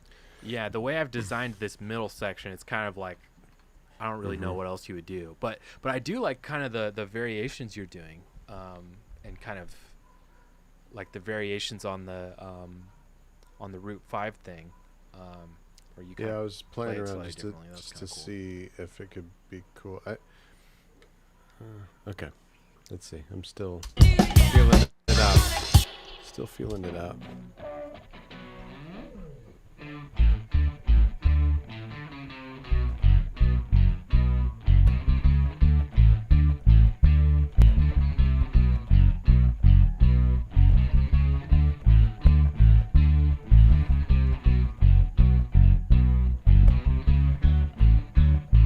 Nice.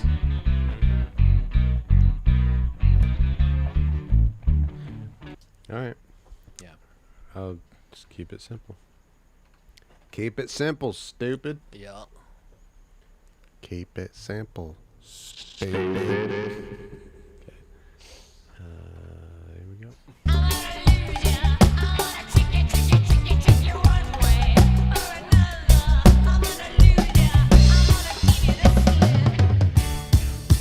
Nope. And I didn't mute my mic either. Well, Stupid.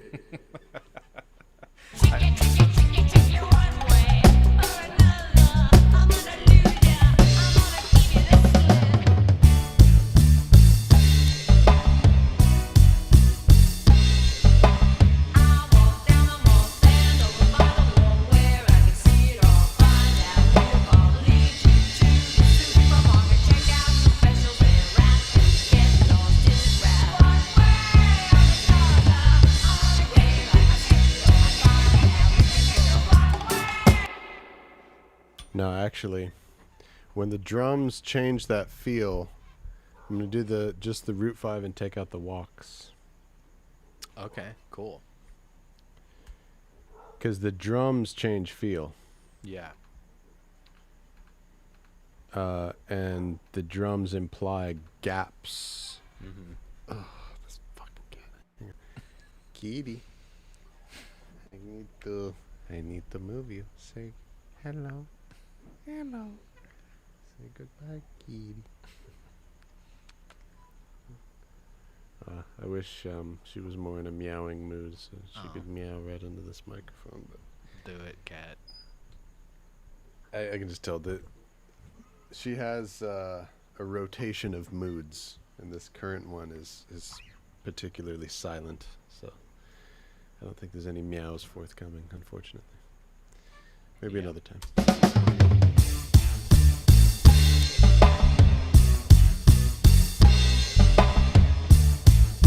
This is the first feel, Yep. Exactly. and then it changes.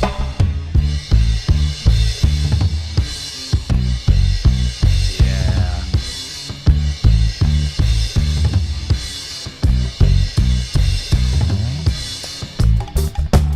Yeah.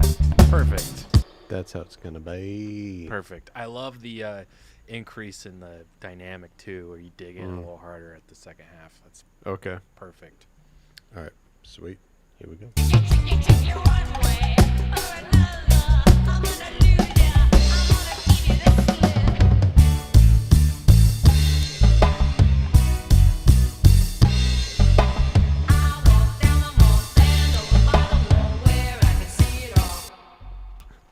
Sorry, I have to stop. Can you see what's happening? Yeah.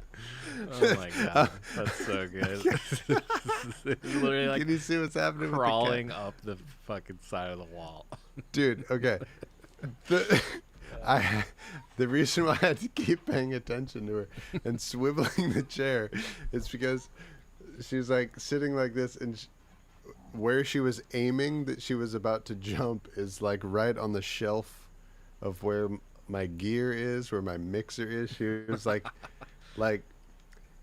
getting all the jump muscles ready to just jump straight into the mixer and knock everything over. And so I'm like swiveling the chair to try to like throw off her radar sensors Oh my god. and like discourage her from doing it while I'm trying to play the bass. Yeah, cats are like, that Ugh. seems important. I should spill it or Yeah. ruin it somehow. Yeah, right. They can tell.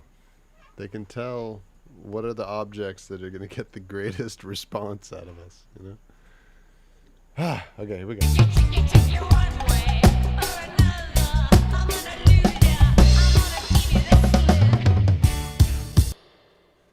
Need a better slide than that.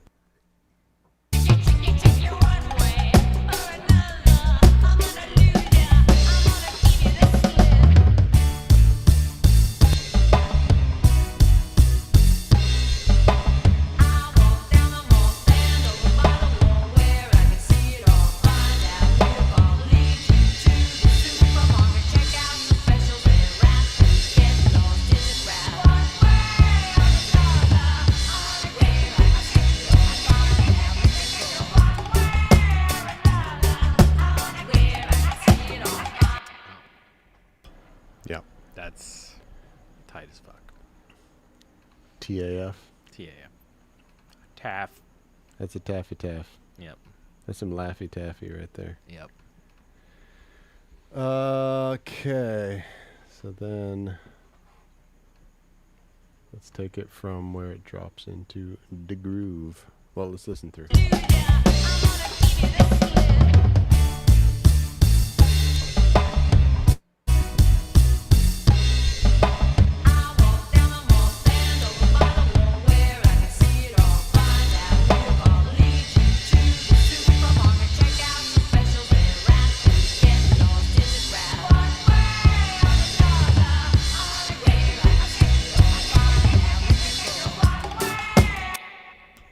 Actually, could put in some slides in the last quarter notes because There's an the extra drums- drum hit.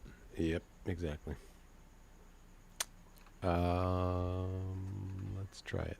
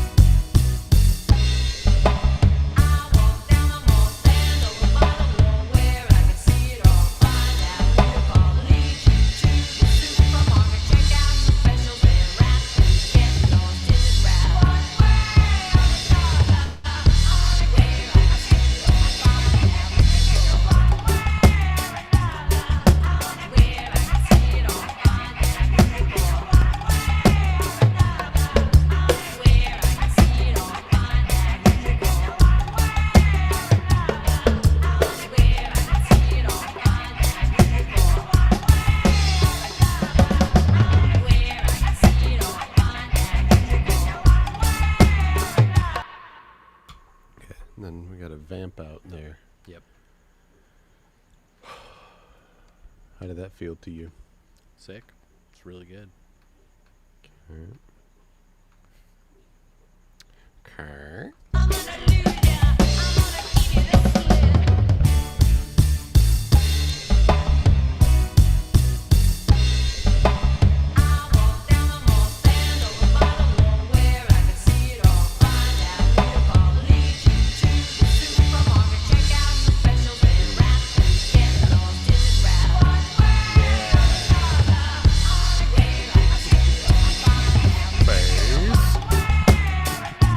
Yeah, it's like Bass.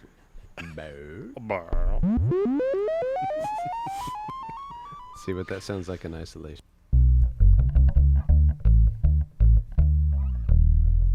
Yes.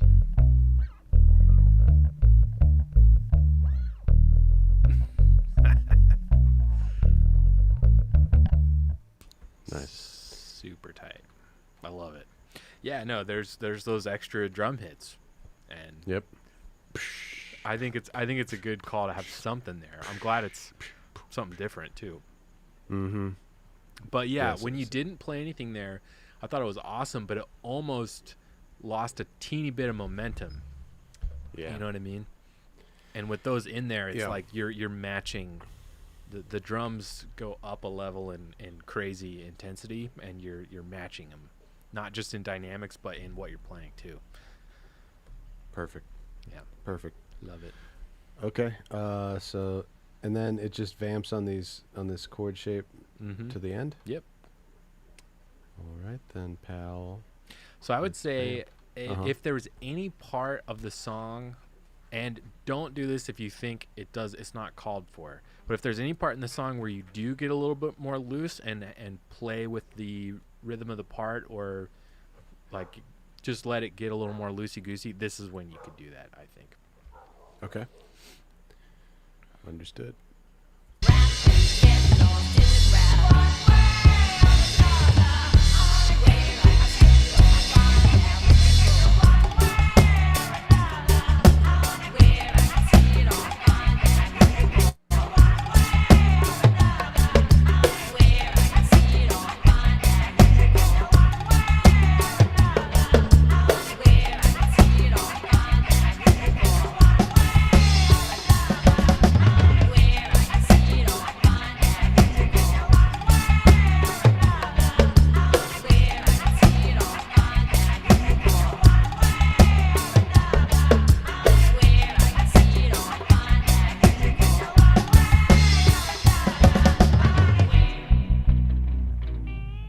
Love it. Yeah, the way that I kind of like found the common ground between it needs to be regular and it Mhm. needs to be free was I was just paying attention to whatever the drummer is playing. Totally. I just followed his energy because the only reason why it made sense for the bass to get more free there is because the drums do. Right. So Exactly. I just followed what he played. Yep. And all these that's- horseman yeah. loops, they're built like that so perfectly. Like they all do that, where they're all like in the first, the majority of the parts are like super locked in. Yeah. But by the end, they all kind of do that. Like he kind of goes a little bit off script and does more kind of wild shit. But it just gives you so much to work with. It's awesome. I love it. I love using this guy to play or to have on our stuff. Can you imagine what this project would be without him? I have without those drums? I really have no idea, because it's been 6 years straight now of like just using that guy basically, except for John Kyle for a little while, and Yeah. and last month we did Yeah. the drum machine thing, which I'm sure we'll do more of at some point. But I don't know if we've talked about this in other platforms, but I don't know if we've talked about this on the stream though. But these drums are played by a dude named Horseman in England, and they're recorded by an engineer named Prince Fatty. He's like a dub engineer, and So with the exception of what Nate was talking about, very, very few black market songs. Yeah. Very All black market songs and all Wise Owl songs. few are basically this guy. That is where we get the drums. We Mm-hmm. edit the shit out of them. We chop them up and, reform them into to fit the shape of the song that we're doing. But I mean, to the point where he's the drummer of the band, Totally. And he doesn't even know it. and he's never met us before. never Yeah, met and us. and he doesn't even know that he's the drummer of this band. But yeah, like, Actually, that's not entirely true. oh, does he know? Yeah. Remember, I told you tell the story. Tell the about story. a year ago.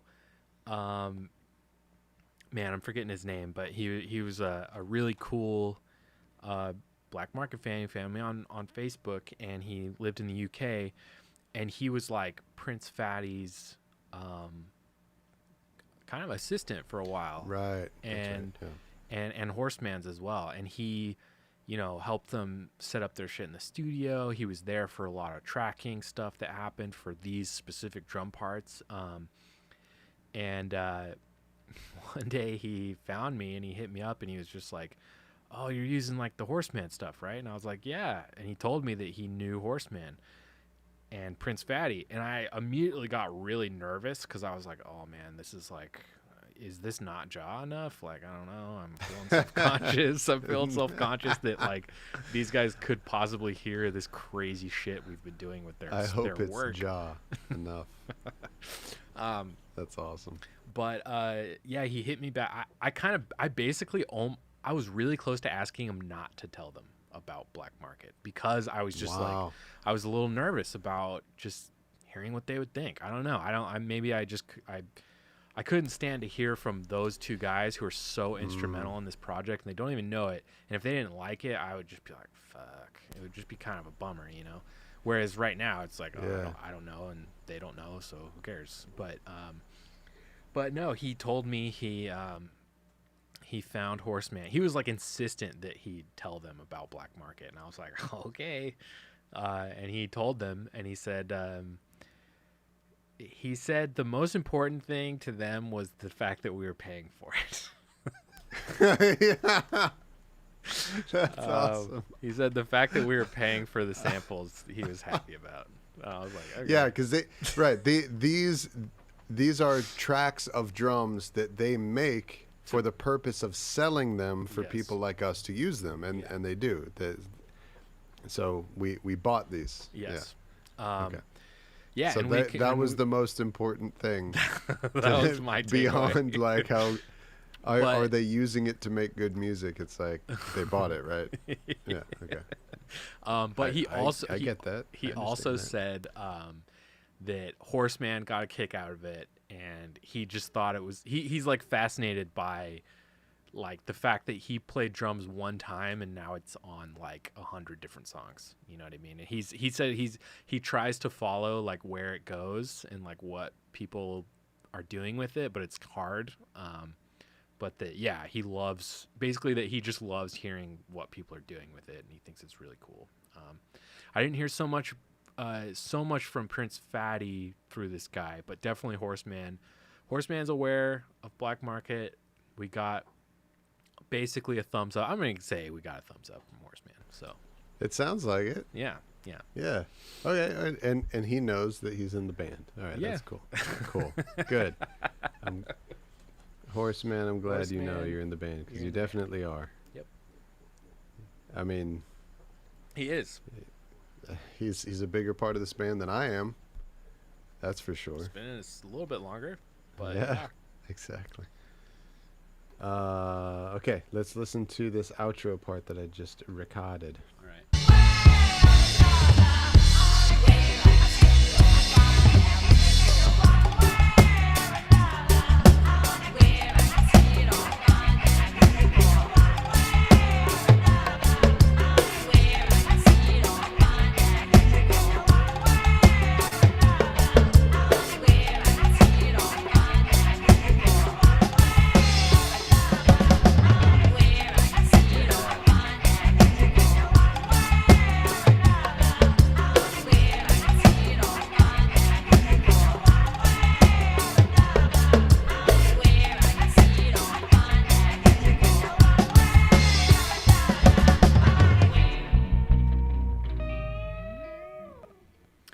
Yeah, that little synth line I'm doing on the guitar, that shit's so essential for this. It is, and and the panning thing. Yeah, I in heard the you original, doing that. That was sweet. On the D chord, it's on the right, and on the, but Ah. yeah. So my theory that I had was, let's see, let me get my keyboard thing going.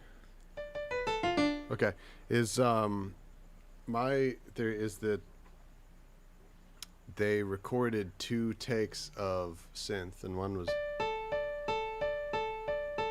and they just kept it going the whole time. And then the other. So, and then they just Panned one. panned one to the right, panned one to the left, and then they just, in the mix, these mixes at this time were printed live. So they would just fade one up and fade the other one up as the That's chords change. Cool. I don't know that, but just from listening to it, that's my theory of how they did it. We could still do that. That would be sweet. Yeah, you could do it just like record if you want to do it on guitar or whatever instrument. Just record one Yeah. that is only Right. all the way through, and then another one, and then just That's cool. I like that a lot. Yeah, I very well might do that. That's a cool idea. The thing that gets hard about that is now that I have an analog mixing board, yeah. I have basically, in a lot of ways, I've given up any kind of like automated panning or Yeah. stuff Yeah. like that. And the drum mixes and the dub mixes, I try to avoid automating really anything at this Yeah. point. I feel you. So it could be a challenge to do that, to do that move during the outro. But I mean, it could also be cool if I just like made that the feature of that part where I'm like kind of doing that and we're really focusing in on that happening. But yeah, I can't wait to do a live dub stream, and it would be super fun to do a dub stream with you because we could walk through together like some of the shit I'm trying to do or even stuff I'm trying to accomplish, like Yes. And that would be completely unprecedented too, by the way, because Totally. all up until so we just started streaming. This is what, like the friggin' fourth time we've done maybe? it. Yeah, I almost feel like we should number these. Do you think we should? Oh, that would probably be a good For idea. posterity, that'd be kind of cool. Yeah, exactly. Yeah, we should I'm gonna number start. them. But can you go back in time and put numbers on the ones that we've already done? Yeah, Okay. I'm gonna do it tomorrow or something. Yay. But I think that, what the fuck do I think? What the hell am I talking about? I need to remember what I was talking about. You were talking about how it's unprecedented that we might do a collaborative dub stream. Yeah, so all of the black market dubs since forever has been you doing them by yourself. Yep. So this would be the first time that you would have another voice talking about what to do or what not to do. And by the way, all of the black market music that you have ever heard, those are all live mixes that are performed by Nate. They're completely different than the traditional format of mixing, which is what I do, which is what, well, I'll show you guys when we do a stream of mixing one of my songs, which is, it's done the traditional way, step by step, the long, boring, anal retentive way, where, everything is done step by step in order ahead of time. Yeah. Nate, every black market song that's out there that you've ever heard, Nate is doing it live, and then the output of whatever happened after he pressed play, that's the finished product. Mm-hmm.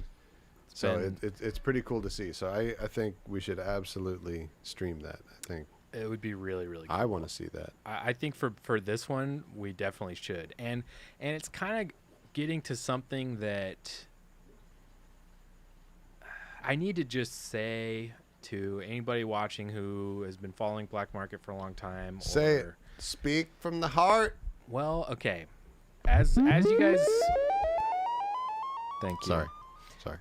As you guys know, and I'll probably make a more formal announcement on the Bandcamp and the Patreon, like Black Market since the beginning has always been like a holy shit, I'm making an album in 1 month. Holy fuck. Oh my god, I'm gonna fucking die. It's gonna like we only have 4 more days to like finish this shit. This is crazy. And like everything's like flying by the seat of my pants and like going as fast as I can. And you know, it's a lot of work and it's really crazy to do that every month. And I've done it 30 times now. And there's a shitload. That's something. That's Yeah. pretty cool. 30 times. That's 30 something. times. I'm really happy with it. But I'm kind of getting to the point where now that we're streaming every week and we're basically trying to expand the realm of content that falls under the Black Market umbrella, like this kind of stuff, and working on Wise Owl stuff, like in order to like open up more of the process like this, without even trying, we're inevitably going to slow down a little bit. And now I'm not saying I don't want to release something every month, because I do, but like the breakneck, this is coming out on the first of the month every month, no matter what. It's a little bit unsustainable. And I think that for the benefit of the project, and so that we can continue to do this regularly, which I love this. I love that Black Market has grown into this format. You know, these albums are going to come out when they're done. Like, that doesn't mean I'm not going to like try to finish one a month, because I am, but like there's not a hard and fast, there's not going to be hard and fast deadlines anymore. I don't think. I just don't think it's. You know what would make it sustainable is contributors and subscribers on the Patreon. That is what would make it sustainable, and that is what would make it happen. It's true. With regularity. It's true. Every month. I mean, it's true. Just for the simple fact that would give you and me the opportunity to to not have to spend the hours of our week chasing other things. Totally. Aside from doing this, you know, like there wouldn't be anything else dividing our time from doing this. You know, Exactly. like we got this stream thing going. All the technicalityness of making this work it out. If you didn't know by now, Nate is in Nashville and I'm in Los Angeles. Yeah. As we're doing this, and you know, so as you can imagine, there's a bit of a technical hairball to unravel Yeah. to make this happen, which most of you guys who've seen the stream the whole time, you know, because like each week it's gotten technically a bit better. Totally. And you know, because this is the first week we haven't restarted the stream about 30 minutes in. Right, yeah, because something wasn't working right, and we had to figure it out. Yeah. So anyway, but we're doing all of this stuff in between, you know, the other things that we have going on with our life, and this is everything that I'm saying is not at all intended to sound like complaining, because We it's love doing not. this. Yeah, it's super fun. We would do this no matter what. Anyway, like, there's nothing that can keep us from doing this, because Yeah. I fucking love doing that. Nothing could ever happen that would make me not do this. You can't stop me from doing this. I agree, and just an addendum to But, that. yeah. This, and just to like help people understand like how serious we both are about that. It's like, not only would we never want to stop doing this, to me, and I think Brandon would agree with this, this feels like a new beginning to Black Market and to what he's doing with Wise Owl and what we could do together. Like, Yeah, new chapter, man. For it's a sure. Turning a big huge- page. Yeah. huge yeah. step forward into like the next level of whatever this thing has the potential of becoming. You know what I mean? It's but Brandon's right. I mean, like it, you know. Yeah. So we're expanding things that we're doing. We're just like finding new ways to like what else could we do with the black market thing, with the Wise Owl thing. We're just like following our hearts, really, just like whatever feels exciting, whatever feels cool, because we have been doing this for years at this point. I was looking on an external hard drive, an old external hard drive, and I found the files from the very first Wise Owl song that I ever recorded. And I realized that I've been doing Wise Owl for 11 years. I've just always thought that I've been doing Wise Owl for 4 years. I've always thought that. About 4 years. And I've been thinking that for 7 years. So, and you've been doing this for 6 years plus. Yeah, about 6, I would say. So, yeah, I mean, we're just like following our heart, like whatever streaming, new, fresh, challenging, exciting, fun way to do this, you know. But like how you're talking about the regularity of coming out with the 31st and the 32nd and the 50th black market release every month, it gets harder and harder. It gets And harder. what I'm saying is, if there's the police flying overhead. Yep. If there's contributions on Nate's Patreon, you should tag that link at the top of the chat that's a now. good I idea. think that is what makes like everything be completely hunky dory and be like, okay, all that we have to worry about in our lives is to make beautiful black market reggae music. Like that's all that we have to worry about now. Yeah. Because our friends are supporting us. You know? Exactly. Yeah. That's Yeah. it. Well said, Brandon. And I really appreciate you, saying that and suggesting that, because, at the end of the day, it's not about like making a bunch of money or anything. It's just about making this sustainable. That's all. It's just doing this in a way where this is all we have to do, because it's fun as fuck and people love it. Right. And Just don't have to worry about another thing. It's like Totally. one other plate to keep one less plate to keep spinning. You know? Yeah. So, to everybody, and I've already gotten a couple people in the chat. Ronnie Joe Grooms, he's got $5 on the Patreon. So he's a patron. He's the man. Nice. So, I mean, everybody that is out there Thanks, Ronnie. subscribing on Bandcamp and Patreon. And he probably has been for a long time too. Probably, right? yeah. That's so cool.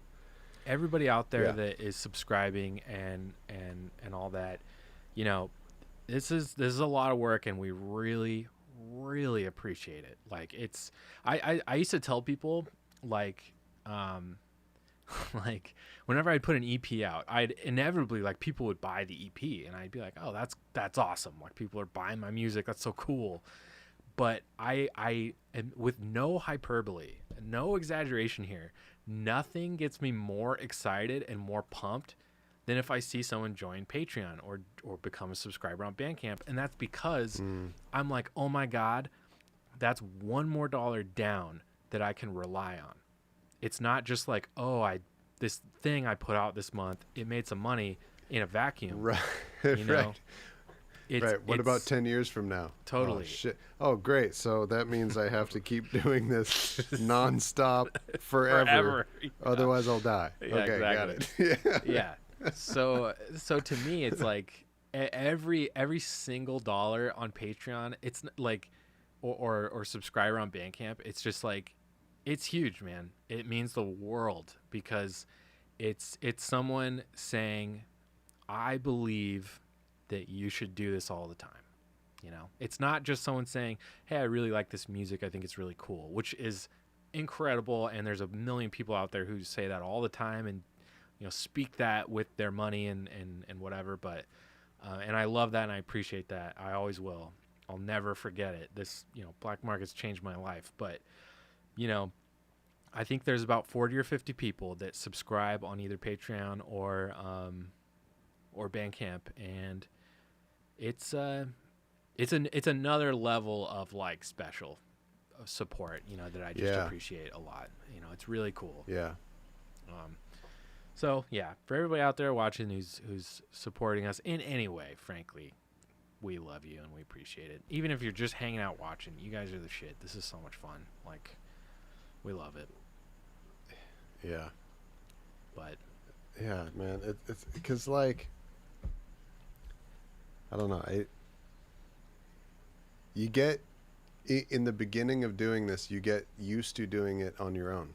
yes, And like, you have to make the choice. It's like between you and God. You have to face the crossroads of either you're going to do it or you're not going to do it at a point in time before you have, followers, viewers, people watching your stream, people like that. You have to resolve that in your heart before that happens. yeah. Before you can convince anybody else to throw their Yeah. hat in the ring for you, you have to decide that for yourself. Exactly. So, So yeah, that- we've jumped in both feet straight into the deep end with 5, 6, 7, 10 years plus of no support, and now we're like, what would be awesome is like support. That would be really cool.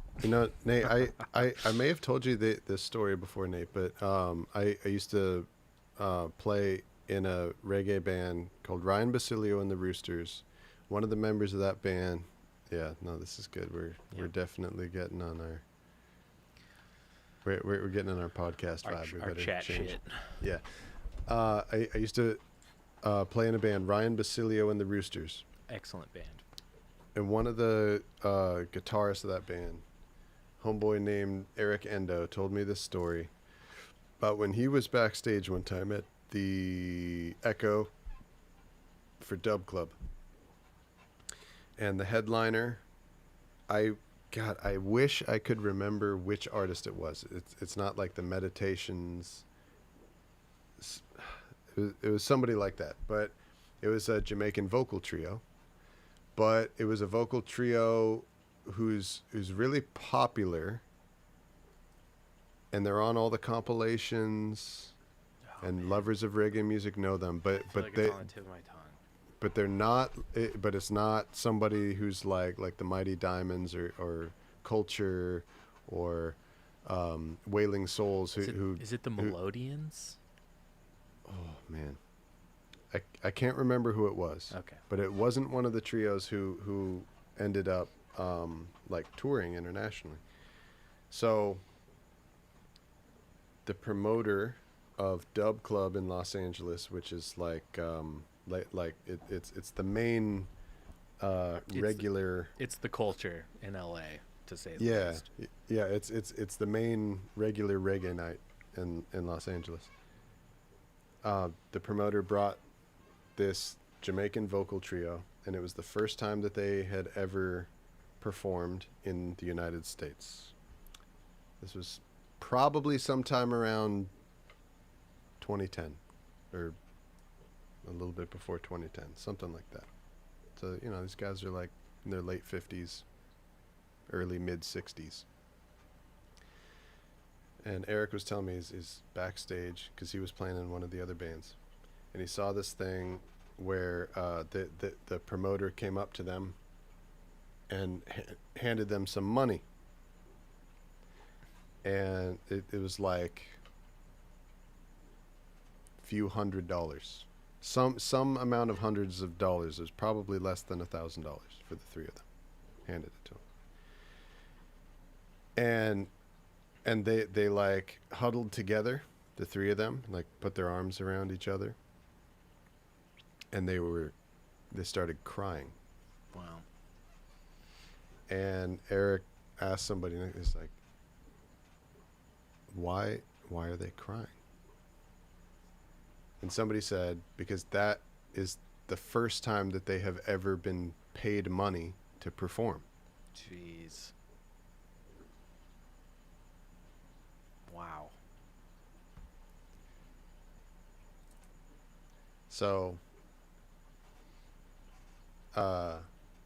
that's not what it's like for me and you. No. It's not to that extent. No, not even close. but that feeling, like whenever like the two people who Patrick and John who bought my EP tonight, whenever somebody starts following or whenever somebody buys something, there's a little blue notification that pops up on the top of my phone. And like a lot of the folks are from really far away from where I live. I've spent my whole life in California, and like a lot of the people are from the UK. Yep. There's people from different countries all around the world, different parts of the country. And just every time that I see that little blue thing, it's like there is somebody out there who is participating in this thing. Who took a chance on you? It's hard to put it into words. It's you really know? special, man. It's you know, and there's not a lot of us out there that like this shit, or let alone play it or produce it or whatever. There's not a lot of people that you know, that even, I mean, there is a lot of people that like this stuff, but it's like, man, it's Yeah, like, there it's is. like, People love reggae. no, I know, but like, it's like sometimes it just feels like we're on like a dinghy in the middle of like the Yeah. Atlantic Ocean, and we're just like, Oh yeah. reggae's really cool. Hello. You Yeah. know?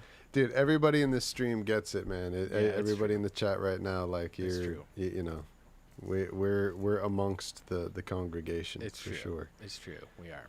But you're right. You're completely right. It's a very niche thing. Yeah, and we understand that. You know, we're me and Brandon. Yeah, we it's have cool. no like illusions. There's no that problem. that we're gonna be millionaires from playing reggae together or anything. But I'm you know, not mad about it. Like me neither. it's okay. I like it the way that it is. There's nothing wrong with it. same. I would be happy if it was more popular. It's okay if it becomes less popular. Like it's all right. It's not Yeah. a big deal. But Yeah. yeah, the music speaks for itself. It's It does. awesome. Our It's work just a- speaks for itself. Our relationship speaks for itself. You know, this stream's gonna speak for itself. I mean, it's awesome what we get to do together, and you know, the more people that see it, I think, you know, it's gonna spread, man. That's the biggest thing, man. Is to get to do this together with you. Yep. You know, that we have this partnership and this friendship, that we come from the same town. Like we were talking about before we started streaming, our older brothers went to school together. Yeah. Yeah, I mean, we have the same teachers, the same mentor, very, very similar taste in music, obviously. I mean, yeah, these roots. So we get to just have fun and make these things that we love together, and that we get to do it together. I don't know about you, but like there's this special feeling of how much better it sounds than I feel like I could do on my own, you know? Like I just yeah. get so excited about Yeah. how good the shit that we're making together sounds. Yeah. You know? Yeah, I totally agree with that. And it's because for me personally, I've always just like, I don't know, I've always fed off of you, definitely production wise. I've just been kind of, every time I talk to you, I feel like I can take away a really valuable technique or way of thinking about doing this, or, you know, something I hadn't looked at a certain way, or, you know, it's just like, and it's all of that, like the sum of all that, it always adds up to better music. You know, the more we play together, the more we engage together. I mean, just listen to the growth in the quality of the music we've been making in the last year. You know, like it's Yeah. really good. Like I'm really proud of it. It's been a big year for us, man. It We've really has. definitely raised Dude, our bar. Dude, when you said you've been doing Wise All Sings His Favorites for 8 or 9 months, I literally was like, and I got on my YouTube channel and I went back to the first dub video I did of your stuff, and I was like, holy shit, it says 8 months right there. I can't believe that was that long ago. But I mean, it feels like yesterday, but I mean, that's how this year has gone for us. It's like just been like exponential creativity just like exploding like between us, and it's been awesome, you know.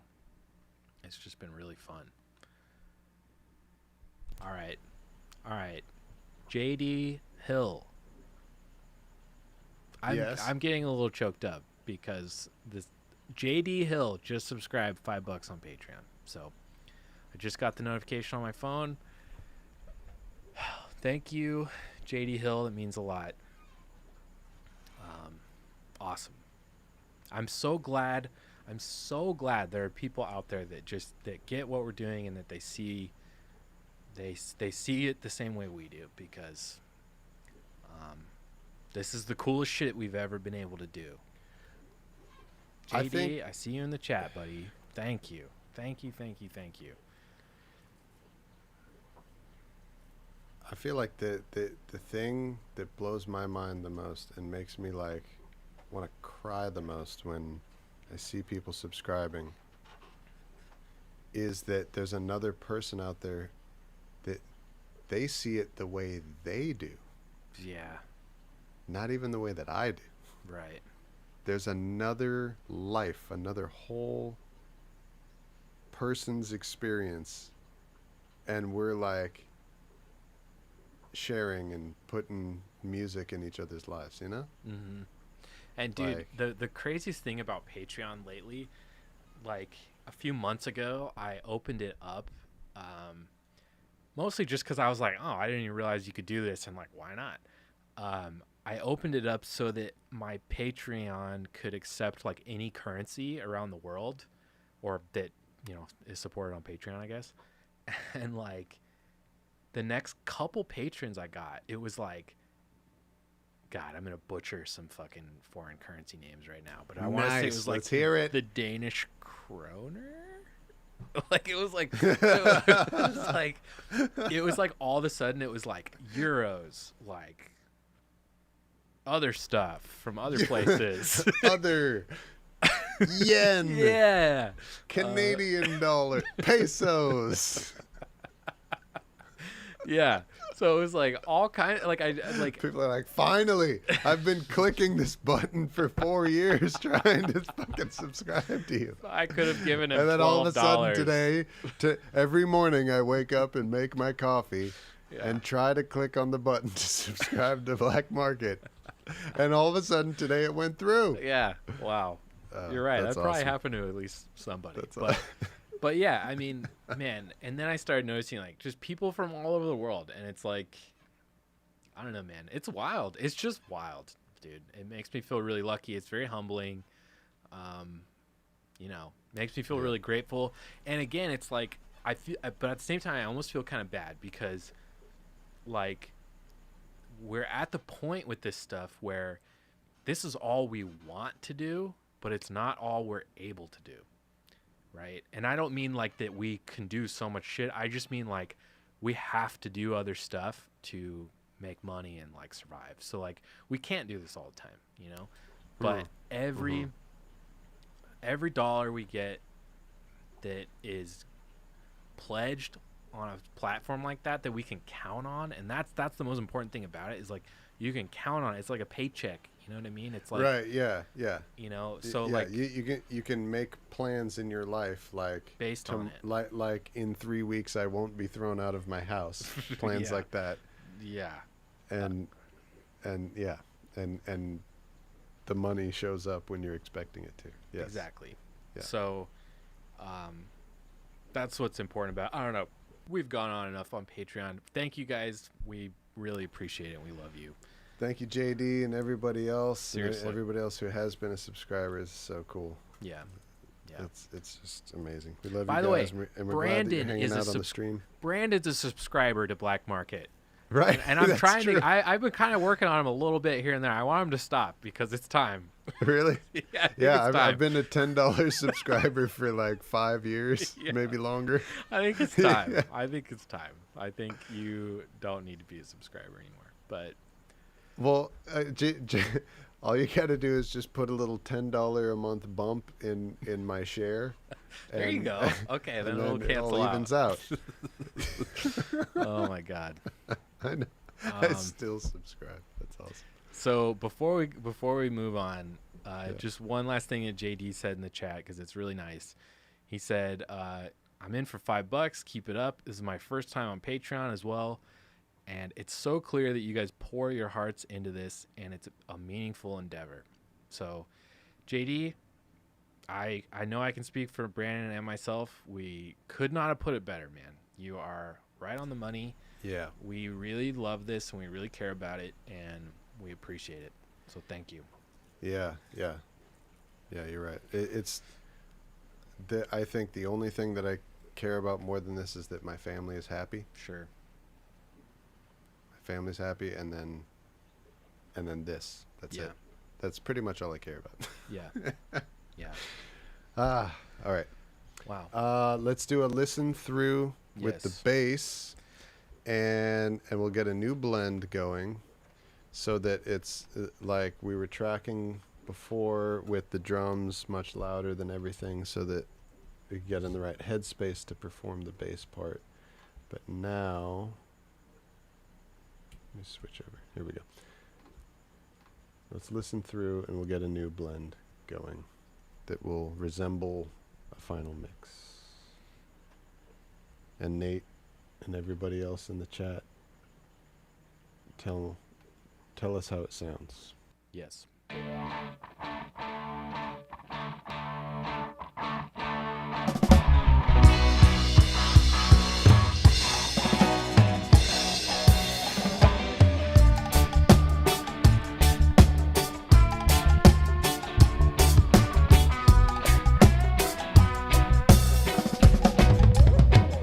One way or another, I'm gonna find you. I'm gonna get you one way or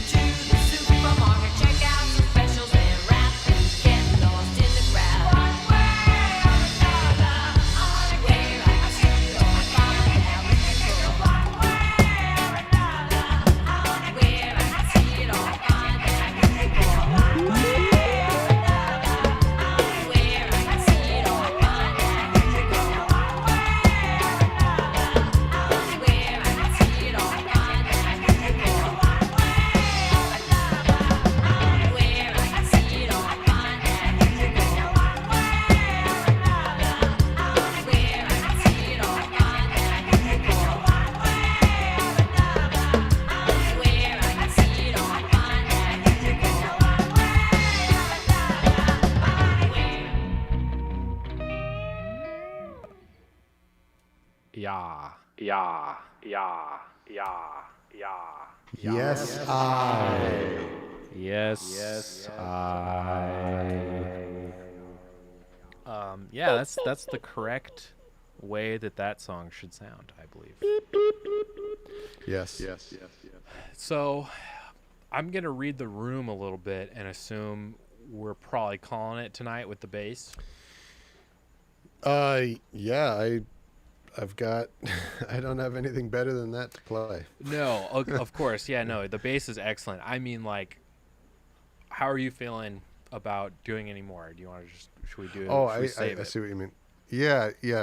For this Because there's for this only episode of what is this show called? of Nate and Brandon work on music. Yeah, Yeah. I think I agree. Okay, cool. I think so too. I think we've kind of hit a natural good stopping point.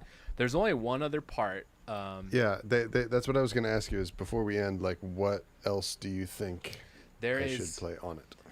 there's a really subtle synth part that I think is probably not important, and I think is probably what you're hearing at the end. But more importantly, there is one more important part, and it's an organ part.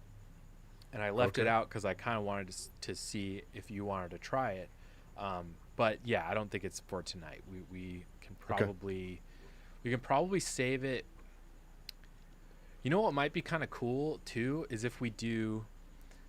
It'd be nice to keep these streams of like one stream per song, right? But maybe have a stream where we do kind of like we check out all 4 songs once they're all done and just be like, okay, is there anything missing? Because I can think of a couple things that I still have to do, which I may wind up doing. Might be cool if you did it. I don't know. But this organ part I might try and tackle. I was going to do it today, actually, but I didn't get to it because of extenuating circumstances with certain assholes that I'm related to. Yeah, so I didn't get to that. That was good. Yeah. Yeah. Okay. Yeah. I am down to play organ on this at a later time than right now. Yeah. Let's- I mean, let's say- we've been here for 4 hours. Yeah, we're it's time to wrap it up. So the next time we do a Black Market stream, the next song I'm doing is Rapture, which if anybody isn't familiar with that one, go listen to it because we'll work whenever we work on Black Market next. That's when we'll work on that one. Next Okay. week, what are you feeling for next week? I'm down for whatever. I'm down to save playing organ on this until like the first thing that we do next week. Sure. Or if Rapture is ready by then, I can Yeah. finish the organ in between and just play Rapture next week. Okay. I'm down to link up with you and have a technical session where we can figure out how to make it stable for it to be able to mix For a on these mix? things. That And would be cool. Next week we could mix the Talking Heads song. We could mix Talking Heads, and I bet you people would dig this. We kind of touched on it. Mix Talking Heads, send it to tape, and then A/B it, listen to it, and listen to what the tape does, because the tape's really cool. Yeah, so there's that tape machine that's right behind Nate there. Wait, your microphone's in the way. There, that tape machine. So he definitely does it for all of his music, but also all the Wise Owl songs that we've been doing. I make the final mix, and then Nate. Well, we'll show you how we We'll do show it. you. Yeah, it's pretty The cool. final mix is done by both of us actually, and then he puts it on the tape machine. Yeah, Yeah, we could show how we do that next time. that's that would pretty be fun. sweet. Yeah. Well, we'll figure out what we're doing next week, but we'll be back next Thursday. Yes, are we still 6 doing next p.m. Thursday? California time. All right, And 6 p.m. Even though tonight was 6:30 California time, we meant 6, but yeah, it is what it is. yeah. I think that we should do, as good a job as we can of like making it really on Here's a time cat. every week. I agree, especially because like Brandon said, I'm in Nashville and I'm an old man now. You know, Brandon doesn't realize Yeah, this, dude. but I have caught up and surpassed him in age. He doesn't know that, but it's true. Yeah, dude. You go to bed at like, oh my god, he's Like, such a Like such 2 a in the morning. boomer. Yeah, I'm a boomer because I go to bed at 2 in the morning. You don't go to bed at 2 in the morning, dude. After I these used to streams, I live do. with you.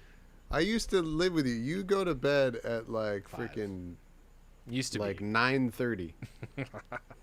I've seen it. You can't Yeah. lie. Well, you know. But that being said, I like I to- do. I like to lay under the really- covers, smoke a joint, and horrify myself with some kind of terrible, grotesque, scary movie.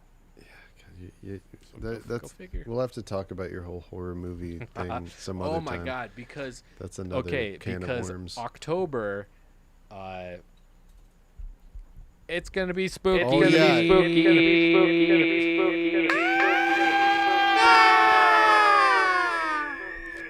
Yeah, can you give the people and give us a bit of a update on what's going to happen in the month of October? Okay, yeah. Por So October, if anybody that knows me or follows Black Market, I love horror. I love scary movies. I'm a huge film buff, but specifically like horror movies is just like my shit. I literally buy dozens and dozens of horror movies like all throughout the year, and I don't watch them just so in October I can cram all of them in and watch like 60 horror movies in October. Like it's literally, I've been doing it every year for like 10 years. Like it's like my favorite fucking thing. So yeah, and this has been in the works for quite a while. For October, we're actually gonna do, we're gonna remix the Halloween soundtrack, the John Carpenter Halloween movie soundtrack, and longtime Black Market listeners probably remember Chudan, who is an awesome analog synthwave producer based out of LA. And him and I have collaborated on a bunch of stuff. We did Stranger Things together back in the day. We did most That recent. one was incredible. Super fun. Yeah. Yes. The Stranger Things stuff was really cool. And most recently we did a remix of the Phantasm soundtrack, which is another horror movie. But yeah, we're going to do Halloween. And me and Ben, who's Chudan, we've already got a couple remixes worked out. And me and Brandon have had preliminary talks about maybe including a couple Wise Owl tracks as well, like kind of either inspired by the music of Halloween or directly a direct remix of it. We'll see what Brandon feels like doing and what that project actually will evolve into. But yeah, it's gonna be spooky centric in October, so everyone hold on to your butts. And also I put out, and I'll put this out on Patreon and the Bandcamp and stuff, and I'll share it with everybody somehow. But I write a calendar out every year of every horror movie I'm gonna yeah. watch. Yeah, throughout- this is your version of like that those people in the neighborhood who do the over the fucking top decorations for Yes. every Halloween and every Christmas and everything. Yes. Like that person in the neighborhood. This is your version of that. Yes. Yeah, the calendar. Yeah. So I wrote the calendar out like 8 months ago, 9 maybe months ago. Like it's Wasn't done. that like November? Yes. Yes. Like no, I mean that. Like as soon as the last one ended, I had a whole bunch of movies already picked out that I was like, "Oh fuck, okay." So what is the calendar? Tell people what the calendar is. So the calendar is every single day of the week there is at least one horror movie on the calendar. No, of the month. Right. Yeah, every single day of the month for 31 days. Yeah. 31 days of spookiness, horror, spookfest, spooktober. And I'm going to put that calendar out there. Usually each day is themed. So like every Monday, it might be like 80s movies. Every Tuesday, it might be like So Bad It's Good. So we might watch like Troll 2 or something stupid like that. Or, Wednesdays might be, usually on Saturdays I would do like director double features. So we'll do a double feature of one director's movies. So we might do like 2 George Romero movies or 2 Wes Craven movies or 2 John Carpenter movies or whatever. This month, if I remember the calendar correctly, I might have ditched the themed days because it was just kind of getting hard to fit in all the ones I really wanted to watch. But yeah, I'll put that calendar out there soon. It's really fun, and maybe I'll try and think of a way we can do like a watch along sometimes or something. That'd be really cool. Maybe That once a would be week. cool. Maybe once a week we could do a watch along where we just hang out and I'll curate a horror movie we can all watch somehow.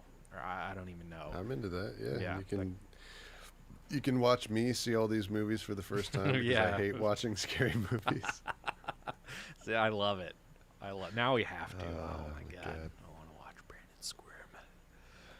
I hate scary movies. Okay. Anyway, so It's exciting.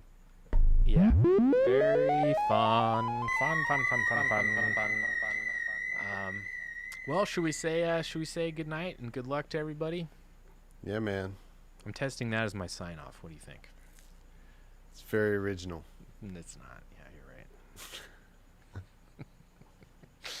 right. Well, You should. I was kicking around Cubs win. Should I say Cubs that? win.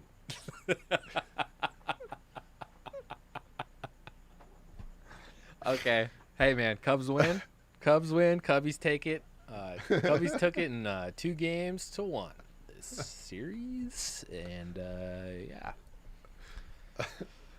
Another homer got lost in the ivy tonight, folks. But whatever. Whatever. That's how we signed off. I'm every Harry night. But Carey. whatever. All right, everybody in chat saying good night. Good night, everybody. Thank you for watching. Good night, y'all. Let's. You want to play us out, Brandon? I'll play us out. Throw up that slick graphic. That slick graphic. Good night, y'all. We love you. See you next week, next Thursday. Next Thursday. Thanks, guys. Ja Rastafarianism.